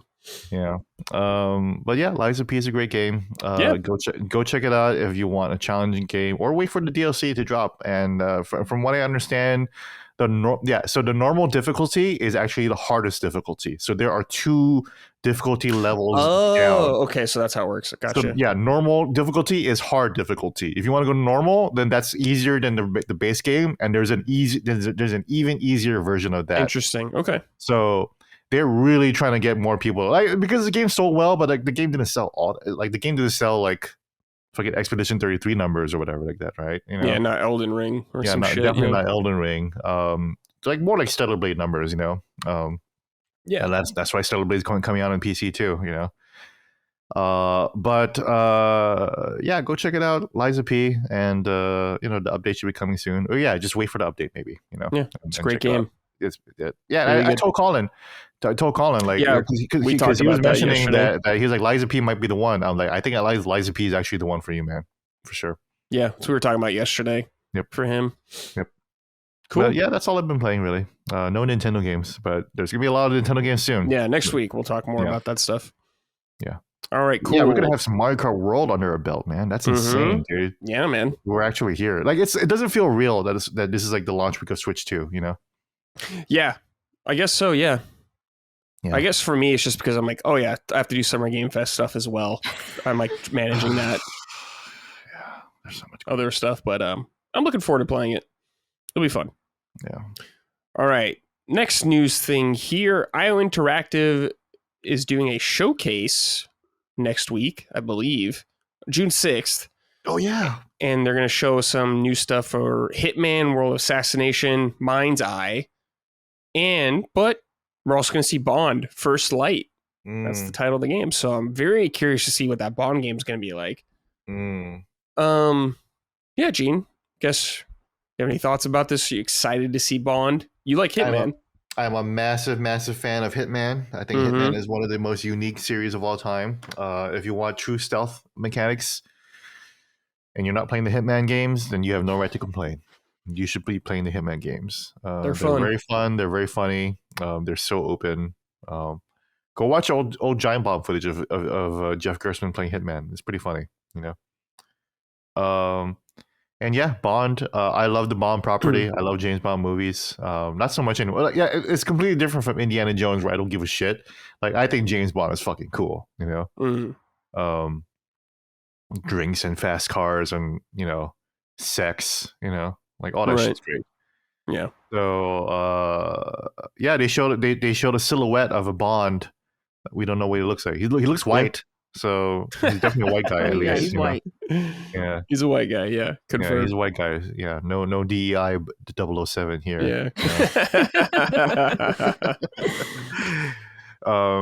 And yeah, he should not be a woman too. And actually, my coworker Alyssa Rosenberg, a film critic, she wrote a whole piece saying, no, James Bond should not be a woman. That's stupid. First of all, we should make up our own fucking spy characters as women. And secondly, the whole point of James Bond is that he is masculine. Like he is like it is about masculinity and like all the interesting form masculinity could take. Yeah. If you turn James Bond into a girl, then it's not James Bond anymore. Straight up. So Yeah. But yeah, really, really excited. Can't wait. And Mind's Eye, I guess. Yeah, that game I'm curious about. I'm not very excited about it, but I'm curious to see more about it, I suppose. The thing is, yeah, when I saw that, I was like, oh, I'm totally down for like a fucking slop fest, like open world, like third person cover shooter. But then when I heard that it's very linear, I was like, I don't know if I want that actually, Yeah. And it looks so generic that it's like you need the gameplay to back it up. And if the gameplay is not backing that up, then like I'm not really interested in your generic. Like I don't care about generic story. I don't give a fuck about video game stories at all. I don't care who your character is, whether they're DEI or not. I just want good gameplay, Mm-hmm. And Mind's Eye looks generic, but like if there's potential to just wander around and play open world games, then yeah. I mean that's why I played fucking Watch Dogs Legion last week. Remember? I brought that up for no reason. Oh, we remember. And them on it. Like there were comments saying Watch Dogs Legion sounds pretty dope. I might check it out. I was like, damn it, Gene. Yeah. Well, here's the thing. I stopped playing Watch Dogs Legion now because as I mentioned, the missions get very, very repetitive. Like it's just same shit over and over again. It's the same problem that I had with Assassin's Creed Shadows, where it's like you're just doing the same fucking shit for like 8 hours. So it's like eventually, like I was like, okay, let me just even play some Lies of P right now instead. Mm-hmm. But yeah, I get it. Yeah. Micah, I don't know. Are you interested at all in this James Bond game? Yeah, have you watched the James Bond movies at all? I have seen like maybe 30 minutes across several James Bond movies. I remember like Thanksgiving, my Uncle John really liked James Bond. And at Thanksgiving when I was a kid, there would often be James Bond movie marathons. Mm-hmm. And he would put those on. And I'd sit there for a few minutes and be very bored and I'd walk away. So I've never seen an entire James Bond movie. I've seen bits and pieces of a couple of them. I also don't really like stealth. I will say I love the Hitman movie from 2007. That's a banger. That's an excellent film, and I'd highly recommend it. Oh, I love the games. Starring who? The Hitman movie? I don't. Wasn't there two Hitman movies? There was like two one Hitman movies, yeah. With Mark Wahlberg. Was he Agent 47? Which one did you mention? Christ, I don't know what that is. Which one did you mention? The 2007 film? Yeah, 2007. It's got this woman, Olga Kurylenko. I recognize her specifically. I don't know who the hell. Okay, Timothy Oliphant. Yeah. Apparently. What? He was 47. This is the guy from The Office? Is this the guy that like was mean to Pam in one episode of The Office? Is this the same guy? He wasn't in The That's Office. him? No. I think you're talking about someone else. Yeah. I'm gonna yeah, there's a 2007 movie, and then there's a 2015 movie. He was in The Office for one episode. He was in Curb Your Enthusiasm. He was a paper salesman in The Office, and he was mean to Pam. Okay, that's what I knew him from. I did not know this was the same guy. So that's him. That's cool. Honestly, that's a very Micah, good movie. You're not wrong. I kind of like that movie. It's a bad movie, but like it's fucking fun. It was fun to watch. It was fun to watch. It was. So Hitman games, I respect them. I love the barcode on the back of the head. Sure, that's all cool. It's all really cool. I hate stealth. I'm a very impatient person. Ooh, you need to be patient for this series. Yeah, absolutely. I don't have it. Like I don't have a it, lot Gene, of the series is watch this guy go through his fucking day. No, exactly. You got to seriously like you're watching the security guard walk around a pretty large arena at times, and then you're trying to pinpoint the exact best place to take him out without being seen by someone else. I respect the hell out of it. But it is not a Micah game. Like I want to go in guns blazing and just kill everybody. Yeah, I do like going in guns blazing. It's fun. I get my mass shooter urges out of the way when I do that. So I am mildly interested in Mind's Eye. I'm curious to see more, but really anything stealth just doesn't quite appeal to me. I don't mind stealth like chapters within a game. Okay, like I can tolerate a little bit of stealth in a game. Like, okay, you got to make it through this scene. Mary Jane missions. Not that. God, she sucks. But no. more like Assassin's Creed, when it's like, okay, you got to do this part stealthy, but then you can just go murder everybody. I'm like, all right, I can handle it in small doses, but otherwise, stealth really, it makes me so impatient and so antsy. Dude, what's with the Mary Jane segments in Spider-Man games? Like, why are they doing that? One and two. Yeah, they doubled down on it. Yeah. Like 2, she's like fucking Solid Snake taking out like entire groups. I'm like, what's happening here? Yeah, she's one-shotting dudes that take Spider-Man 15 hit combos to take out, but she's just one-shotting them, Yeah, like I feel like they doubled down on it because they thought the Mary Jane hate was like sexist or misogynist shit. It's like, no, the fucking gameplay sucks, man. Yeah, the levels are just boring. I'm not playing a Spider-Man game that plays Mary Jane. Yeah. You dub fucks? Well, yeah. How dare you, Brad? How dare I? Are you a Mary Jane stan, a defender? Of the original newspaper strip comic, absolutely. Oh yeah, okay. I love Spider-Man. What about the Spider-Man from the game? Oh my god, the Rocky Dennis one. You said. I think you called her Rocky Dennis. That was Aloy, maybe specifically, but also her. Also, that's not. Also, but Mary I don't Jane, like the new Spider-Man games. Yeah. I find them. I don't want to say bad because people are gonna get really upset. I don't like them. All right, you know what is a good Spider-Man game? Spider-Man Friend or Foe. Go play that. Oh fuck That's a fucking awesome game. It's a fucking awesome game. Okay. What the fuck? I didn't know you know ball like that. Holy shit. Which one is dude, Spider-Man Friend or Foe. I got it. I rented it from GameFly once. I made the mistake of not hitting keep, and then they ran out of copies, and I never was able to find one again. Not at GameStop, like not anywhere. Why don't you like the Insomniac Spider-Man games? I mean, I love them, but like I don't think they're I don't think that you can't criticize them. But yeah, why don't you like them? I don't enjoy the web swinging. I just don't enjoy it. Okay. I know, right? I know it's like people's favorite part. It's very I don't good, like it. Right. It is good, yeah. I don't really like it. Not shitty enough for Micah. I liked the subway loading parts. They got rid of that. No, I just didn't really jive with it. I liked watching Colin play it because I enjoyed some aspects of the story. I loved like the Spider Cop bits. Yeah, that's my but energy. Otherwise, but otherwise it's like just go put on, I don't know, Tobey Maguire Spider-Man movie. Just go watch that. There's 3 of them. Just go watch those. You're not wrong there. We don't need this. I did see a friend of mine playing the Doom: The Dark Ages, and she was like, "Yeah, these dragon parts aren't that good, but they're okay and they're pretty fun. And would you rather have this or Mary Jane stealth missions to break up the flow of the gameplay, right? Because that's what the Mary Jane stealth missions are, right? They're like, oh, we're trying to break up the flow. Yeah. And it's like, and that's what the dragon parts in Doom: The Dark Ages is. And it's like, would you rather have riding a dragon and breathing fire down trolls' throats, or Mary Jane zapping people with her little zapper in one shot? Yeah, listen, developers, to break up the gameplay, you need to make sure the thing breaking it up is either brief or also fun. So keep that in mind. One of them. It's got to be one of them. Colin and I joke too about in the Spider-Man games, it's like Spider-Man doesn't kill people. However, I watched him take a guy on a web and like hit him against a wall, that guy's and dead. like hit him against a steel beam, and it's like, that guy's fine. That guy's 100% fine. He might as well be dead. That's what I'm saying, bro. I'm like, dude, like if that guy did live, he's a vegetable now. It's Yakuza rules, man. Yes. Yeah. Kiryu is like firing at helicopters and shit, and it's like everyone lived. They're fine. They all landed in the water. Yeah. They're fine. Yeah, everyone lived. They walked out of the explosion. Yeah, it's fine. Never killed anybody. Yeah, Spider-Man not on the highway chase.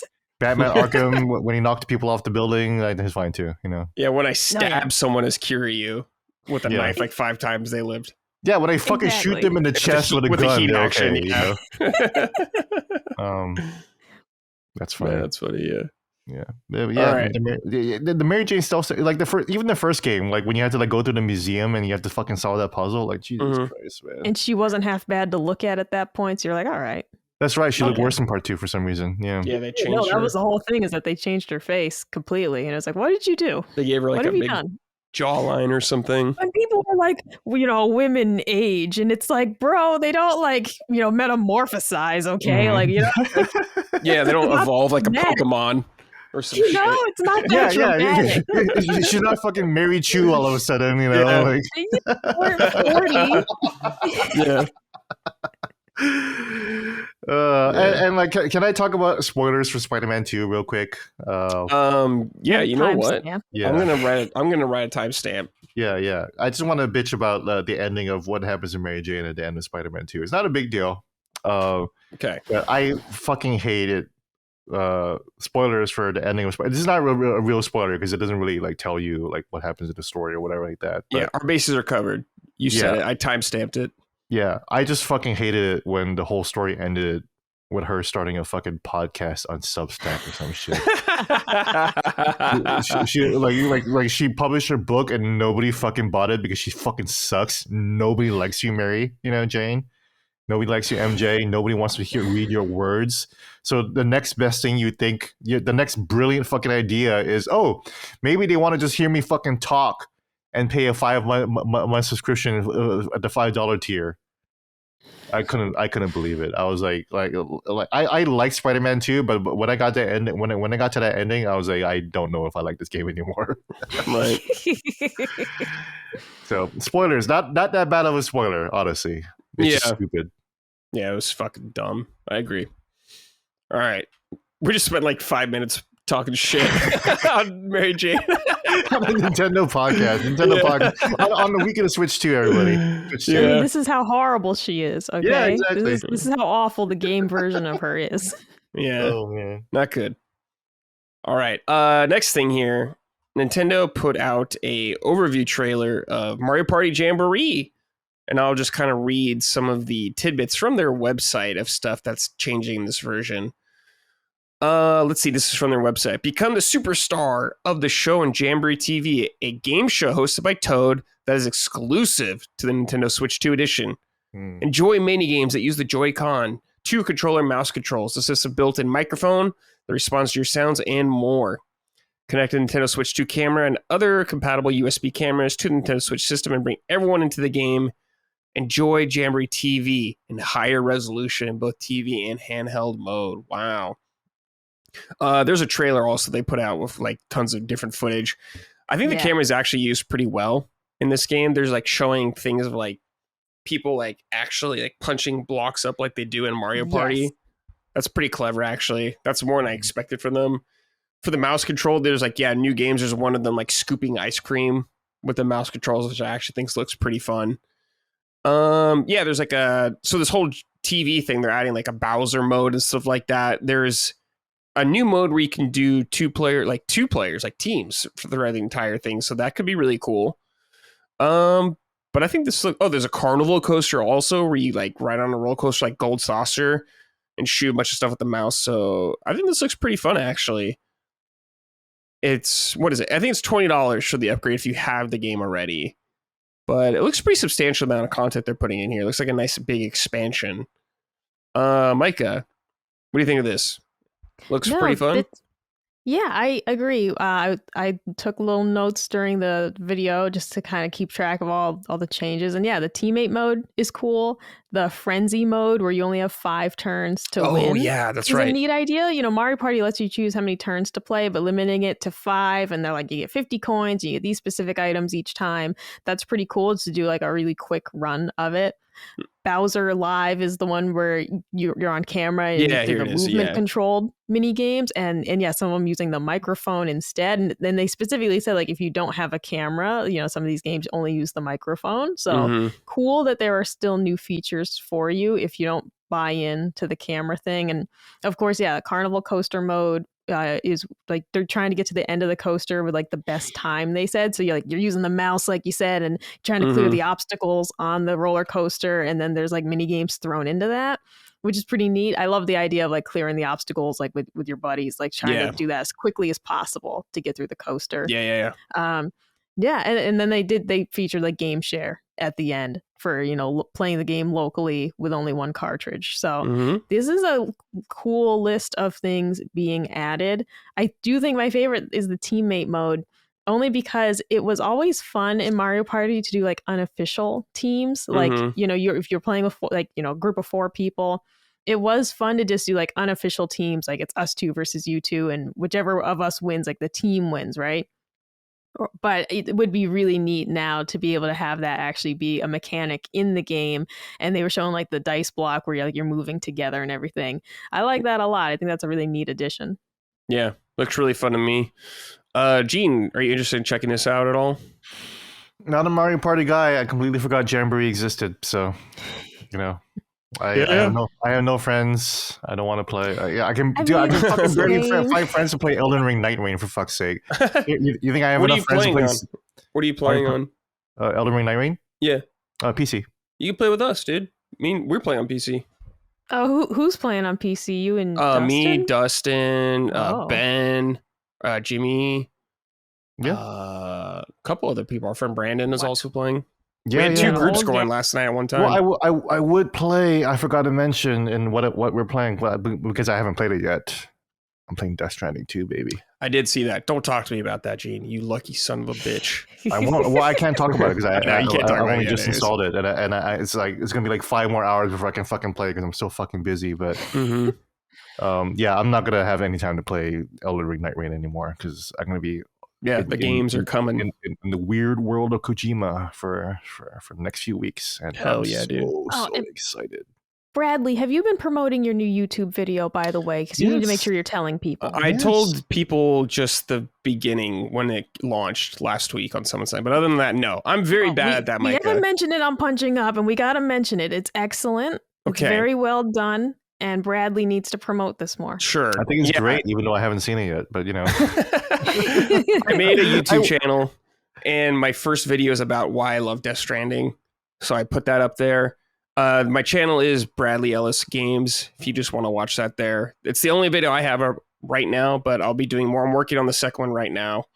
And I'll probably be doing a Death Stranding 2 review sometime in the future. Oh, that's dope. And the next video is not that. And you're editing it yourself, huh? Yeah. Yeah, Locke taught me how to edit, and he kind of helped me just put it all together at the end. But I did like the vast majority of it myself. That's cool. I should learn how. I should have Locke teach me to edit for like an hour. Yeah, it was actually really fun editing. I had a good time doing it. It was cool. So I'm looking forward to the next game or the next video I get to do. That's cool. Whenever I do, but as you guys know, it's a busy time. So yeah. Well, I'll watch it as I'm playing Death Stranding 2 because, as we know, Death Stranding is a very, very good podcast game. Yeah, that's true. It is. Yeah. I'll just have a bunch of YouTube essays running in the background. Yeah, good podcast game. 3 at once: a predator catcher, a mall fight, Waffle House fight, Brad's video. Just have everything kind of. Yeah. It's like when out in the real world. Yeah, when I was at Colin's house, I try to pitch ideas for us to do content together, like while I'm in his room or whatever, while I'm in the house. And one idea was like, we should just watch body cam videos, man. Like, reactions. Yeah. Yeah, keep that Patreon exclusive, Yeah. Hey. Yeah. Oh, dude, Gene, I heard today from a Discord listener that there's a new Gordon Flowers video that's like insane. And I told Colin, I was like, I guess you have something to look forward to watching later. And I guess it involves a guy like in a diaper, mild spoilers if you haven't seen it yet. Oh, yeah. No, yeah. No, I'm not Gordon Flowers. You mean Alex Rosen? Oh, they said Gordon Flowers. And I was like, the guy who gets like fried pickles delivered sometimes. Yeah. No, that's Alex Rosen. And yeah, some guy shit his pants in diapers. And he was like, I know you just see the shit. I'm kind of tempted to like subscribe to the locals, but I'm okay. Anyway, back to our Nintendo podcast. Yeah. Just 2 kind of quick news stories to round us off. Yep. Persona 4 remake maybe leaked a little bit. To me, this game's happening already, even before all this. There's no way they're not remaking Persona 4 after they did 3 Reload. There's just no way. But Yuri Lowenthal, who was the voice of Yosuke in the original Persona 4, tweeted out something. He said, "For those who keep asking, no, I will not be returning as Yosuke for Persona 4 Remake. I asked, maybe I even begged, but they don't want me to come back." He since deleted this whole thing. So this could just be him dicking around which is definitely possible, but I think they're just making this game anyways, because 3 Reload did very well. Gene, any thoughts about this? Well, and then there's other voice actors that popped up, like Amanda Lynn Lee, who said, I'm also not doing the voice. And it's like, what are you guys doing? it's really weird and coordinated, you know. Yeah. And like I'm trying to remember in the Persona 4 series, like the story, like was there any kind of like double or like no, that there's the isn't really shadow versions of them, and I was like, oh, that'd be cool if there were shadow versions if they were doing. Cool. Because I'm assuming the voice cast is gonna be all new, like Persona 3's was. Oh, was that happening in Persona 3? I still haven't played Persona 3 at all yet. So yeah, they changed the voice cast. Yeah, what do I think? I would be elated because Persona 4 is my first Atlas game. Well, not really my first Atlas game, like proper, but definitely like my first SMT Persona, like Mega 10 Persona game. I played it all the way back at the PS2. My little sister and I played it together. We have really great memories of just enjoying the game. I just watched her play the whole fucking game, and I was like, this story is incredible. Like, this is so cool. Like, the characters, the music, the dungeons weren't that great, but that's okay. Like I thought the turn-based battles were amazing. That shit was my Expedition 33. You know, like shit like that is what makes Expedition 33 not as exciting, because it's like Persona 4 was just, it was golden as the remake, the remaster did. You know, so. I would be more than happy to return to Persona 4. That is a hugely nostalgic game. I think it's my favorite soundtrack of the series, even though I acknowledge that Persona 5 has like some banger songs, and I love Persona 5. I don't know which one I like more, Persona 5 or 4, but I do know that Persona 4's music is like deeply sentimental to me. Like it feels like family. They all have like a different vibe. Those three games. Yeah, it's very hip hop, like J-pop, you know. So I love Persona 4's like end credits song. Like, it's one of my favorite songs of all time. Period. I love the character, and I was telling Micah, like, I want to cosplay as the main character because I have gray hair like him, and it would just be, I just put on a suit and boom. I'm him. Sure, yeah, you know?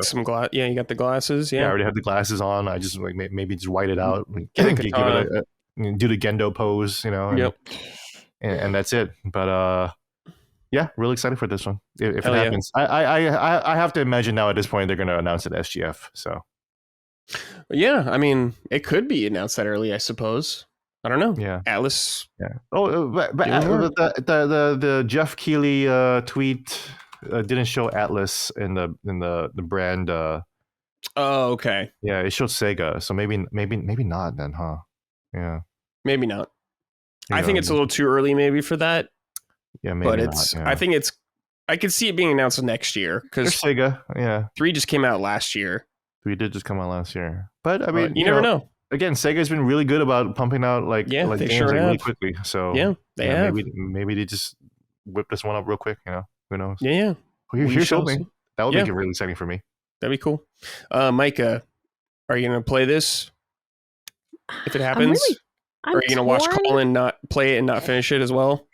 That's the thing is, I like Persona 4 a lot. I played it, but I don't know if I want to play it all the way through all over again. Sure. Yeah, I played the Vita version. It's excellent. It's excellent. I'm not saying anything bad about it, but it's the same way I feel about Persona 5 Royal. It's like, I don't really want to go back to it. I spent 100 hours playing Persona 5. I'm kind of good, man. So yeah, I get it. It's been a couple of years since I played Persona 4. But I actually played 5 first. That was my first Persona game. And then I went back and played 4. And then maybe that's why 5 is still my favorite, because it was just like, oh my God, like a whole new world, of these games just opened up to me, and I loved it.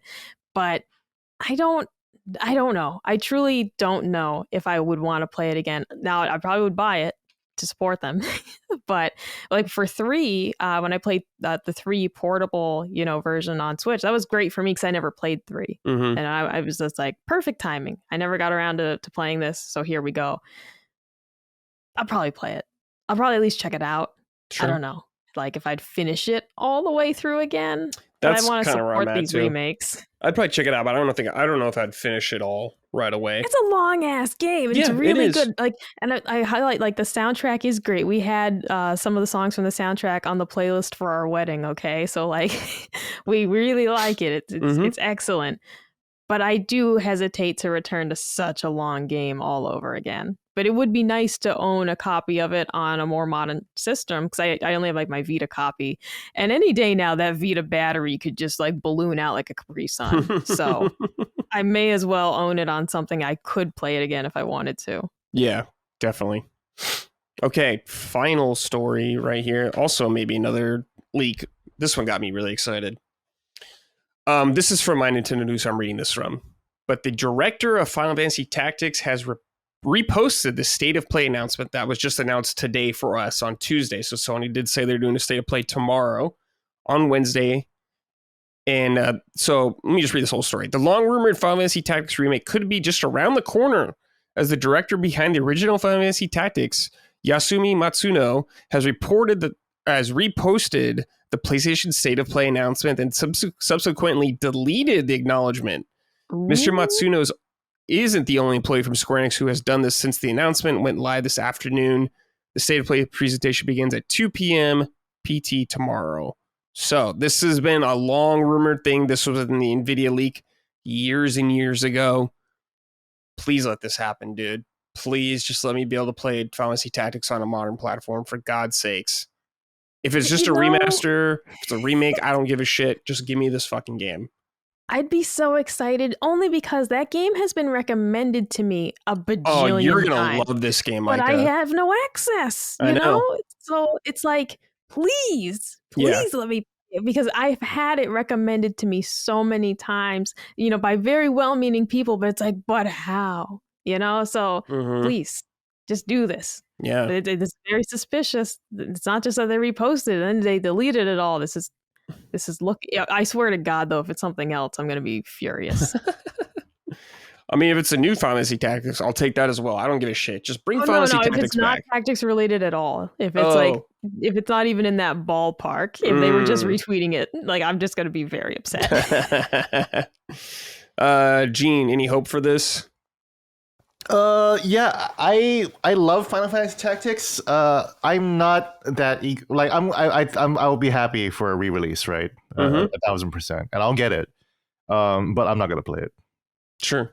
I'm done with Final Fantasy Tactics. Like, it's a great game, but I'm not like super nostalgic for it like other people are. Like, I saw Jason Schreier just tweet about it that it's a great game, and it's like it is a great game, but I'm over it. I've grown past it as you've graduated. I've graduated from Final Fantasy Tactics. You know, I want new Final Fantasy stuff. So yeah, I haven't played through this in so long, so I'm like I've been like really wanting to replay this game. I haven't played it since it came out again on PSP, however many years ago that was. So I've been ready to go back. And man, I hope they keep, if it's a remaster, I hope they keep like the War of the Lions stuff in there as well. Like Balthier. I hope there's Cloud in there as well, like the original. So we'll see. Maybe cool if they added like some new characters or a new job. That'd be sick. Yeah. I mean, you kind of reminding me why it was great, but yeah, it's just been a while, and I'm just cool story in it as well. Yeah, great story. Yeah, great world. You know, it's good shit. One of the best ones ever. But it's re-release it, and I want it, and I won't play it. So. Yeah, Micah. I'll play when I'm ready. You know, and I'm of course. You don't have to play right away. Yeah, I kind of don't want to play Final Fantasy right now. Like, even if they came out with Final Fantasy 17, I'd be cool. Sure, you're just not in the mood. Yeah, it's fun. Yeah, but yeah. This is Micah. You're gonna love this game. Oh, Remake 3 would give me hype though, for sure, if they announced that. Probably too early, but you know. Yeah. I think Game Awards announcement is probably closer for Remake 3. Yeah, I think it's too early. I don't think that game's coming out until 2027. 2027, so yeah, for sure. Yeah. I think it's still maybe Game Awards seems like the earliest to me. Earliest, or maybe SGF next year, you know. Yeah, definitely. Okay, let's end the show with some comments from the audience or questions, all that good stuff. This is from Tom Sullivan. Good day, B-Rad. Michael and the Goon Lord. Okay. I just want to let you know that I've been listening to y'all without having a Switch, and your podcast made me pull the trigger on the Switch too. I'm not a regular Nintendo fan, i.e. Mario, Zelda, etc., but I'm a big Pokemon guy, and I'm so keen for Gen 10 on a console that has some power. My question is, what unannounced games are you hoping for in the Switch 2 generation? Yours truly, the creepy guy who showed Gene porn as a teen. At the library? Hey, yeah, Mr. Scarlet, man. Yeah. That'd be great. Oh, man, yeah. Tom Sullivan. Is that his name? Gee, no. There's no way it's him. I think his name might have been Tom, though. It's been like 30 years, so I don't know. But let's just anyway, what was the question? Yes. What unannounced games am I hoping for Switch 2 generation? I don't know. Yes, you guys go ahead. Something Pikmin. Pikmin? I think that's gonna happen. Yeah, no, that's I think Pikmin 4 got a very strong response from the fans, new and old alike. So I am definitely hoping that something Pikmin is on the way, and also just hoping that they, we don't have to space them out so far. All right, like let's get some Pikmin, universe going. Because having just played Hey Pikmin on 3DS, that was an excellent game. I had so much fun with it. It's very different from the traditional Pikmin games, but I was like, man, do more with Pikmin, because I would totally be down for more of like these Pikmin adjacent titles as well. It doesn't have to strictly be these big, worlds that you're searching and doing all these puzzles. Like, Hey Pikmin is a much more like bite-sized experience, still a ton of fun, and it's like a little bit simpler in terms of the mechanics and some of the puzzles, but I really enjoyed it. So I would be stoked just to see more Pikmin overall for the Switch 2, like across its life cycle. Like, I don't want to just see one Pikmin game this whole time. I'd like to see several. And of course, we got like the remakes on Switch. I'm not saying we didn't get like anything, but it'd be great to just see more Pikmin, and maybe they can get more creative with it again, like they did on 3DS. Like I'm open to new experiences. I'm writing my dating profile right now, but it's about Pikmin games. Yeah, Pikmin Tactics, like that game. Yeah, I mean, you know what? It's a strategic little game. You got to manage how many guys you kill, and whoops, I detonated a bomb right next to us, and I blew up my whole army of Pikmin. I've done that more times than I'd like to admit. So yeah, grid-based please tactics try it out Pikmin if game. you haven't. For this lovely listener who is getting a Switch 2, like definitely check out the Pikmin remakes. 3 is my favorite. I'm going to say that right off the bat. Like 1 and 2 are fun, definitely feel dated. 3 is my favorite. Because you said you're not into some of the more traditional Nintendo games. If you haven't tried Pikmin, I recommend giving it a shot. And I think 3 and 4, 3 would be a great place to start, and then jump right into 4. If you like both of those a lot, then go back for 1 and 2. I only say that because they're a little rough around the edges. And I think if you start there, you might say this is boring or I'm not loving it.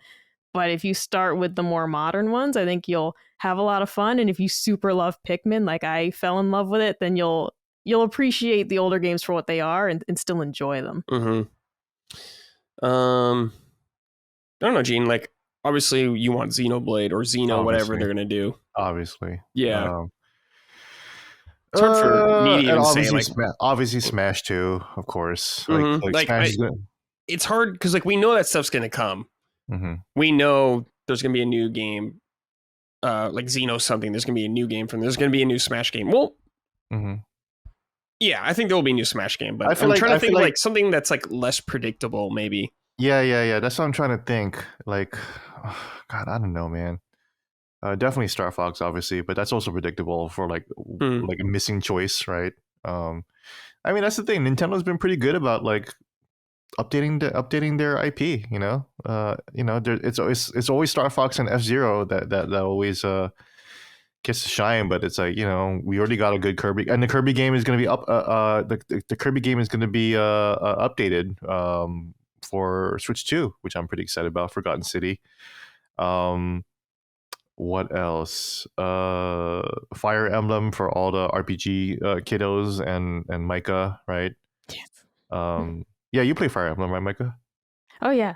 I like the Fire Emblem games. I am not as stoked on the recent direction they've taken. Like I liked Three Houses. Let me say that.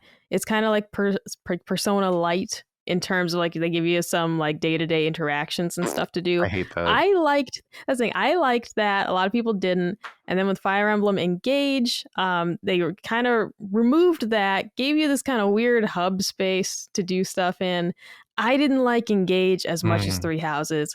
I didn't like Three Houses as much as some of the older games, like Awakening, for example. So I'm in the middle of, I enjoyed the newer ones. I would like to see them return to a little more traditional Fire Emblem games, though, like with going forward. Or even if they return to like the Three Houses type thing where you have like a little bit of school life built in, not doing the broken up into 3 parts story. Because I played one playthrough. I was happy with it. I was not going to do like it's way too long of a game to play 3 times for me. I know that a lot of people did play all 3 storylines and see them through, but I'm like, it's fucking crazy because it's too samey. Like, yeah, it's different. It's different kids to interact with at school. And I'm like, yeah, but you're doing the same thing. So I don't want to see them do that again either with like a split up storyline. Yeah, and you reminded me, the series that I would love for it to return, and would be gangbusters for Nintendo, especially with the mouse controls. Nintendogs. I've mentioned this before. Yeah. Oh my God, Gene, that'd be great. Just scratch the good boy's nose with the mouse, like on your jeans. Dog, washing it.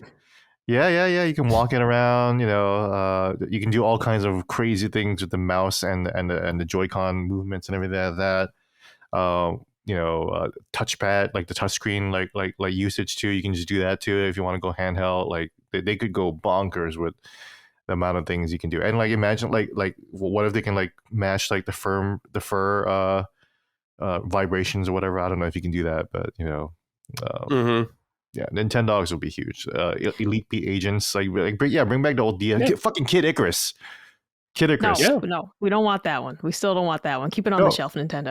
No, well, because the 3DS version will kill your hands. Like now that it's on the mouse, like it'll be great. You got me there. Me there, Gene. I'm back in the project again. I want Sakurai to work on all the games. I want him to work on like maybe that's why like Kirby Air Riders is like the first game because he's like, I'm not fucking working for you guys again until I can make another fucking Kirby Air Ride game. And he's like, all right, you got it. Yeah. You got it. There you go. Yeah. His demands. Yeah, his demands. It's like no, give me back my boy. Give me back my boy. Give me back my boy. For me, I want Wave Race back or F-Zero, like a proper F-Zero. Of course. I think would be great to have those come back. But you never know. All right. This is from Where is the Virus? Greetings, punchers. We've made it to launch day, so what a better time to call out the absolute disrespect that has been running wild with regards to not only the Switch 2 itself, but Mario Kart World as well. A few facts that are worth repeating. Mario Kart is one of the most popular franchises in video game history. The previous entry has sold 68 million copies on Switch alone, with almost zero discounts or sales. For the love of God, 68 million. The Switch is going to end its run as the most successful video game console in history. The Switch 2 is set to have the most successful launch in video game history. And people still have the audacity to shrug their shoulders and just say, this is a mid-launch. Has the novelty worn off? The hype just isn't there? What the fuck is wrong with these people?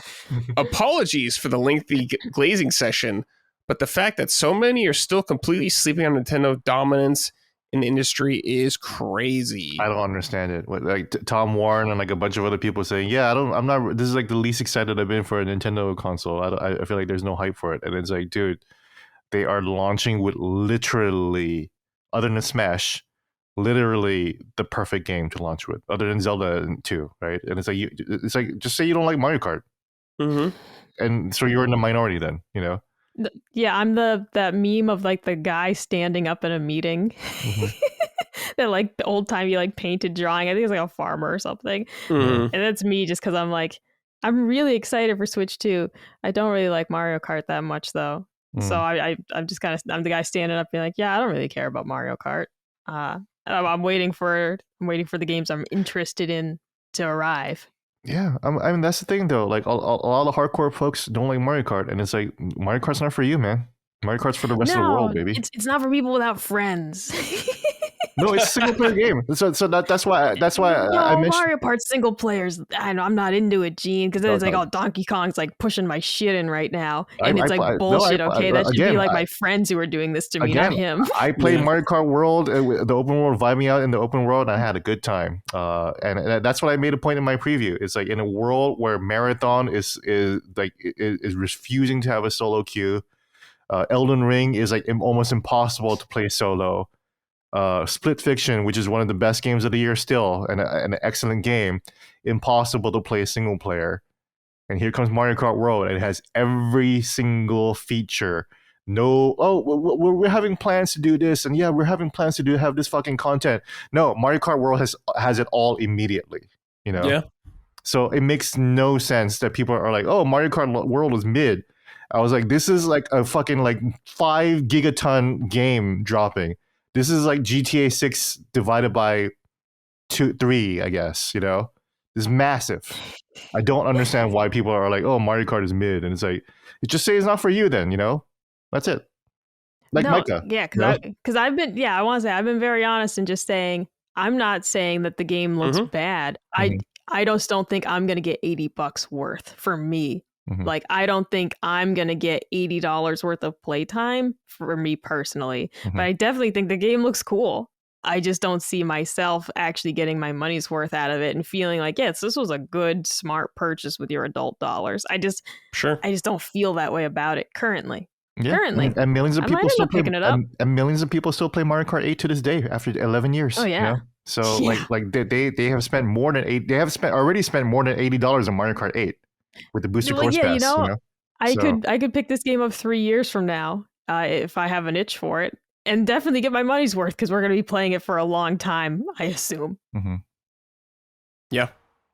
But yeah, I totally agree with you, man. Yeah. All right. This is from Kazdan Risk. Hey, brick suckers. Whoa. It's Nintendo Switch 2 launch week, and I think a little grocery bag icon in my Walmart app means I'll be holding that sweet, sexy slab before 9 a.m.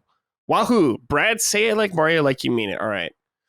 Wahoo! Hey, that's pretty Anyway, good. Wow. That was a good one. My question. Do you think we're getting a June Direct? And if so, will Nintendo keep a steady flow of upgraded games coming? I'm talking Super Mario Maker 2, Nintendo Switch 2 edition. Say that 3 times fast and I'll brick myself. No. Mm. Give me mouse support. Give me new game mode. Give me hope. Dang it. I'll lick my brick and listen. Damn. Oh. Dude. He's talking about Brick- sucking brick suckers, licking bricks. Jeez. Oh, like dick suckers. Okay, I get Yeah. it. Took me a moment. to Well, he just said I'll understand lick my brick and listen. that. Yeah, no, I didn't get it until lick my brick and listen. Jesus, dude. But otherwise, Mario Maker 2, yes, Switch 2 edition with the mouse. That's a money maker right there. Yeah. I guess like what other ports do we need or enhancements, I should say, from Switch 1? Mm. We're getting Hyrule Odyssey, Warriors. both Zeldas, Hyrule Warriors. Yeah, that's a really good pick, Gene. See, that's another thing. Like Hyrule Warriors is coming out for Switch 2. I'm fucking super hype about that. You know, as a Musou fan and a Zelda fan, you know, that shit is all I need, honestly. You know, I don't need a new Zelda. You know, I mean, I do. I like the Warriors. So I know you do. Yeah, I like to beat hundreds of goblins. I hope the story's. It seems canon this time around. I hope the story is actually like a real thing as opposed to like, here's this fucking fan fiction. You know, Jesus Christ. Here's this gotcha moment. I was like, man, no, that was so lame. Dude, Thirst Trap Ganon must be canon. All right, they absolutely must. They can't take this from us. That moment happened. You like the Wind Waker one, right? Like that's that's her Ganon? favorite. Yeah, that's my favorite Ganon. In that specific trailer, like Brad pointed it out. He's like, at like 40 seconds, Ganon does like a I don't know, a thirst trap face basically. And I'm like, he absolutely did. Yeah, they threw that in there. I'm still not gonna play it, but they threw that in there. Nice and thick. Yeah. Hyrule is a really good pick. I wonder if they do a Smash thing, but probably not. I mean, Smash already runs pretty well, so. Well, what if they did like, hey, we have good online now, actually, for this version. At 4K, that'd be great. Yeah, because Smash Online was dog shit. It's just god awful. It was dog shit, right? Yeah. Yeah, it was awful. Well, actually, I think it got better because the Switch ones online improved after Monster Hunter Rise way back then. But like before that, like when Smash launched, it was garbage. I agree. It was unacceptable for a fighting game. Yeah, for sure. Okay, this is from Colin F. What's up, Fisters? With the Switch 2 coming out this week, it's made me start thinking about types of games I'll be buying for each of my consoles. I primarily play on PS5 Pro and also have a Steam Deck, but no desktop PC. And soon to have a Switch 2. How do you guys decide which games to buy on which console when it's a multi-plat release? It's hard for me to resist PS5 versions as a trophy hunter and a physical collector. Well, Mike, you I guess you play on Xbox as well now. How do you decide between the versions? Typically, like shooters are almost always going to be Xbox. Like anything like that, it's like no. This belongs on Xbox. So some of it's like genre specifics. Like I like the Xbox controller. I want to play this over there. it's also too just like I love the Switch being like my little JRPG machine. Reminds me of like the Vita days. Mhm. So I'll definitely, there might be, you know, various versions and like, oh, maybe the Xbox one's a little prettier, but I'm perfectly happy to play it on Switch because as much as I love the handheld that I got for my Xbox, it is way heavier than the Switch Lite. And I do occasionally have issues with the connection. And like it's typically been fine with that new app that I've been using, XB Play. Like I'm gonna say it's fine 95% of the time, but when it does throw me an issue, it's really annoying having to like sometimes power it all the way down to like reconnect to the Wi-Fi and shit, you know. And you just don't run into those issues on Switch. So for most games, if it's something that I think will run well on Switch, I'll just get it on Switch. I mean, it doesn't even have to run well. It could be Kingdom Come Deliverance, actually. So for a lot of things, I just like adding to the Switch collection.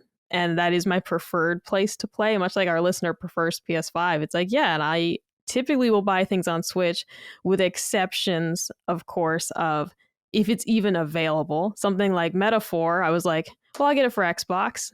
If I'm choosing between Xbox and PlayStation, I'll choose Xbox every time, pretty much. And then if it is available on Switch, so long as the reviews are decent, I'm probably going to go with the Switch version just because I enjoy playing it over there. And I'm not an achievement or trophy hunter.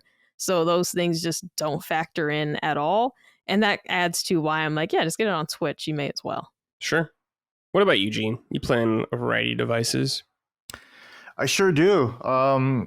Yeah, I mentioned this before that I like to buy games on what I think their original or native platform is, or even their publisher. You know, I'll buy Doom: The Dark Ages on Xbox, and it even runs better on Xbox Series X than PS5 Pro for some reason. Expedition 33, I bought the Xbox version because that's the only version available on disc. It's also on PS5, but also it makes sense because, you know, Microsoft is like really like marketed that game pretty hard. Although Expedition 33 actually showed up on the PlayStation blog, which is interesting. But so that game is like not agnostic. I played it mostly on PC anyways. I'm playing a lot of games on PC actually. You know, I'm really diving into the PC platform. I'm saving up money to get myself at least a nice hefty desktop PC, just to finally just dive, you know, full body into that world. You know, but yeah, like Dragon Quest, it'll be on Nintendo Switch. Like Sonic games, Nintendo Switch, maybe Xbox because Sega and Microsoft play well. And PlayStation games like Tomb Raider games, you know, Kingdom Hearts, like Final Fantasies. Final Fantasy is like both PlayStation and Nintendo, and it'll never be Xbox. And Square Enix also apparently believes that too. They're like, "Fuck no, you're not gonna get Final Fantasy VII Remake 1 even. You're not even gonna get that shit." Yeah, I'm really curious to see if they'll announce that. Over at SGF, I know, right? And Phil will be like, "Oh my god, look at our support! Look at our third party support. We're getting Final Fantasy VII Remake 5 years later." Yeah, and I joke because Nintendo's also doing that. Like, check it out, we're getting Final Fantasy VII Remake. Well, the thing is that at least, I mean, Final Fantasy couldn't run on Switch. Yeah, and also Hamaguchi has literally committed like the remake trilogy is coming to the Switch too. Like they are going to make Remake 3 work on the Switch too. So that's going to be fun.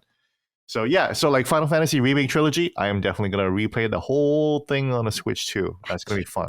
I can't listen to this, Gene. I can't listen to I'm this. going to play every single mini game this time. I'm going to do don't you play those mini games, Gene. Don't you play those. I'm complete opposite of what I did because remember, I beat the whole game in like 30 some hours and I had a great time. I thought the story was great. The pacing was excellent.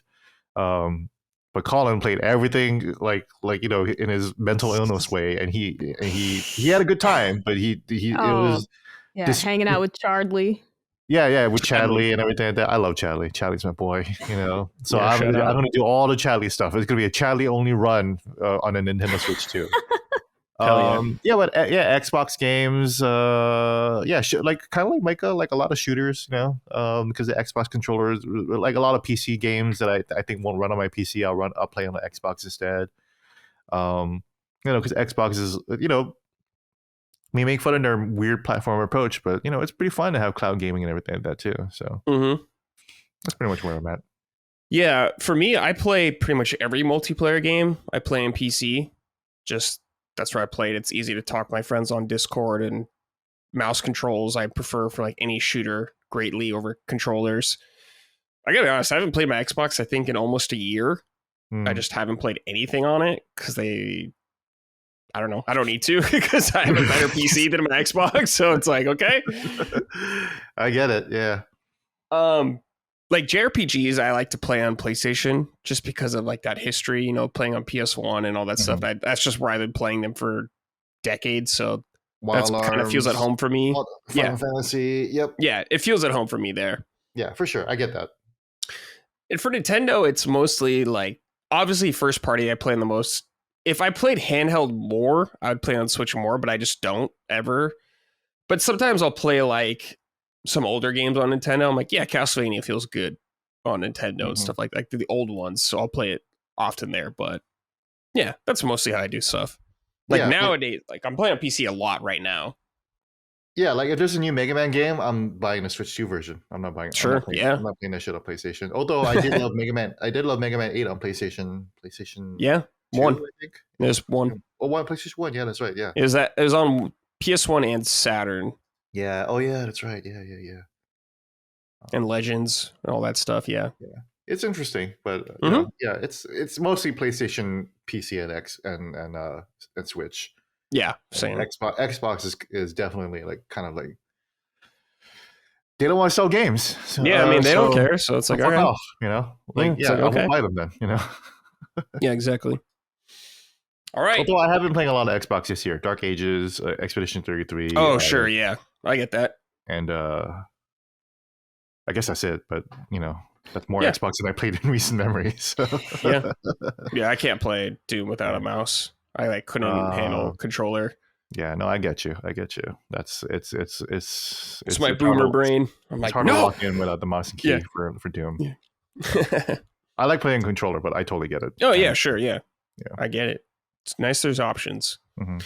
All right, that's it, guys. We're done for this week. Next week, we're gonna have a ton of Switch 2 stuff to talk about. Oh boy, maybe some SGF stuff. There might be Nintendo Direct around this time. Who knows? Could be exciting. I might not have my Switch yet. We're gonna find out. Target's projecting I'll get it Wednesday the 11th. Oh no, dude! It hasn't actually shipped yet, and the estimate is Wednesday the 11th at the earliest. So we're gonna find out. That's criminal. We're gonna find out if I even have mine before next show. I know, Micah. You gotta find in the future. You gotta find a store where you can do store pickup from. You saw the madhouse that those pre-orders were, Brad. I was lucky. I was clawing people's eyes out to get that pre-order. I'm lucky to even be alive. Yeah. I'm lucky I even got Well, that's one. why you got to try to get in multiple places, then scrap them. We did. Colin could not even approach Walmart. Like he was like, "Hello, Walmart," and they just like knocked him to the corner, and they was like, "Best Buy," and Best Buy was like, "Get out of here." So we were not successful anywhere else except Target online. So. I'm lucky I got one. Yeah, that's true. Yeah, it would have been 10 times better. I could have camped out at GameStop, but you know me, there's people there. Yeah, it's like no one wants to do that, really. I get it. No, nobody wants to go to GameStop. Oh shit! Mine says preparing for pickup on Thursday, so I'm probably good. I just checked my email. I am getting Switch 2 codes in for games. Ooh, it's really here. It's that time again. Nice, dude. Fuck yeah. A lot of codes for just games that aren't surprises. Like games that of course. Announced, but yeah, of course. Cool shit though. Okay, awesome. That's it, everybody. Thank you for watching and listening. We greatly appreciate it. We'll see you next week. Take care, everybody. Goodbye. Adios. Punching Up, a Nintendo podcast, is a product of Last Stand Media and Colin's Last Stand LLC and is proudly recorded in the USA. The show is written and hosted by me, Bradley Ellis. My co-hosts are Gene Park and Micah Moriarty. The show is edited and produced by Dustin Furman. All of Last Stand's theme music is by Ramon Narvaez. Punching Up, along with the rest of Last Stand's media shows, are fan-funded on Patreon at patreon.com/laststandmedia. The following names are at the producer level on Patreon, our highest tier, and we're grateful for your kind contributions and generosity to our independent endeavor. Thank you.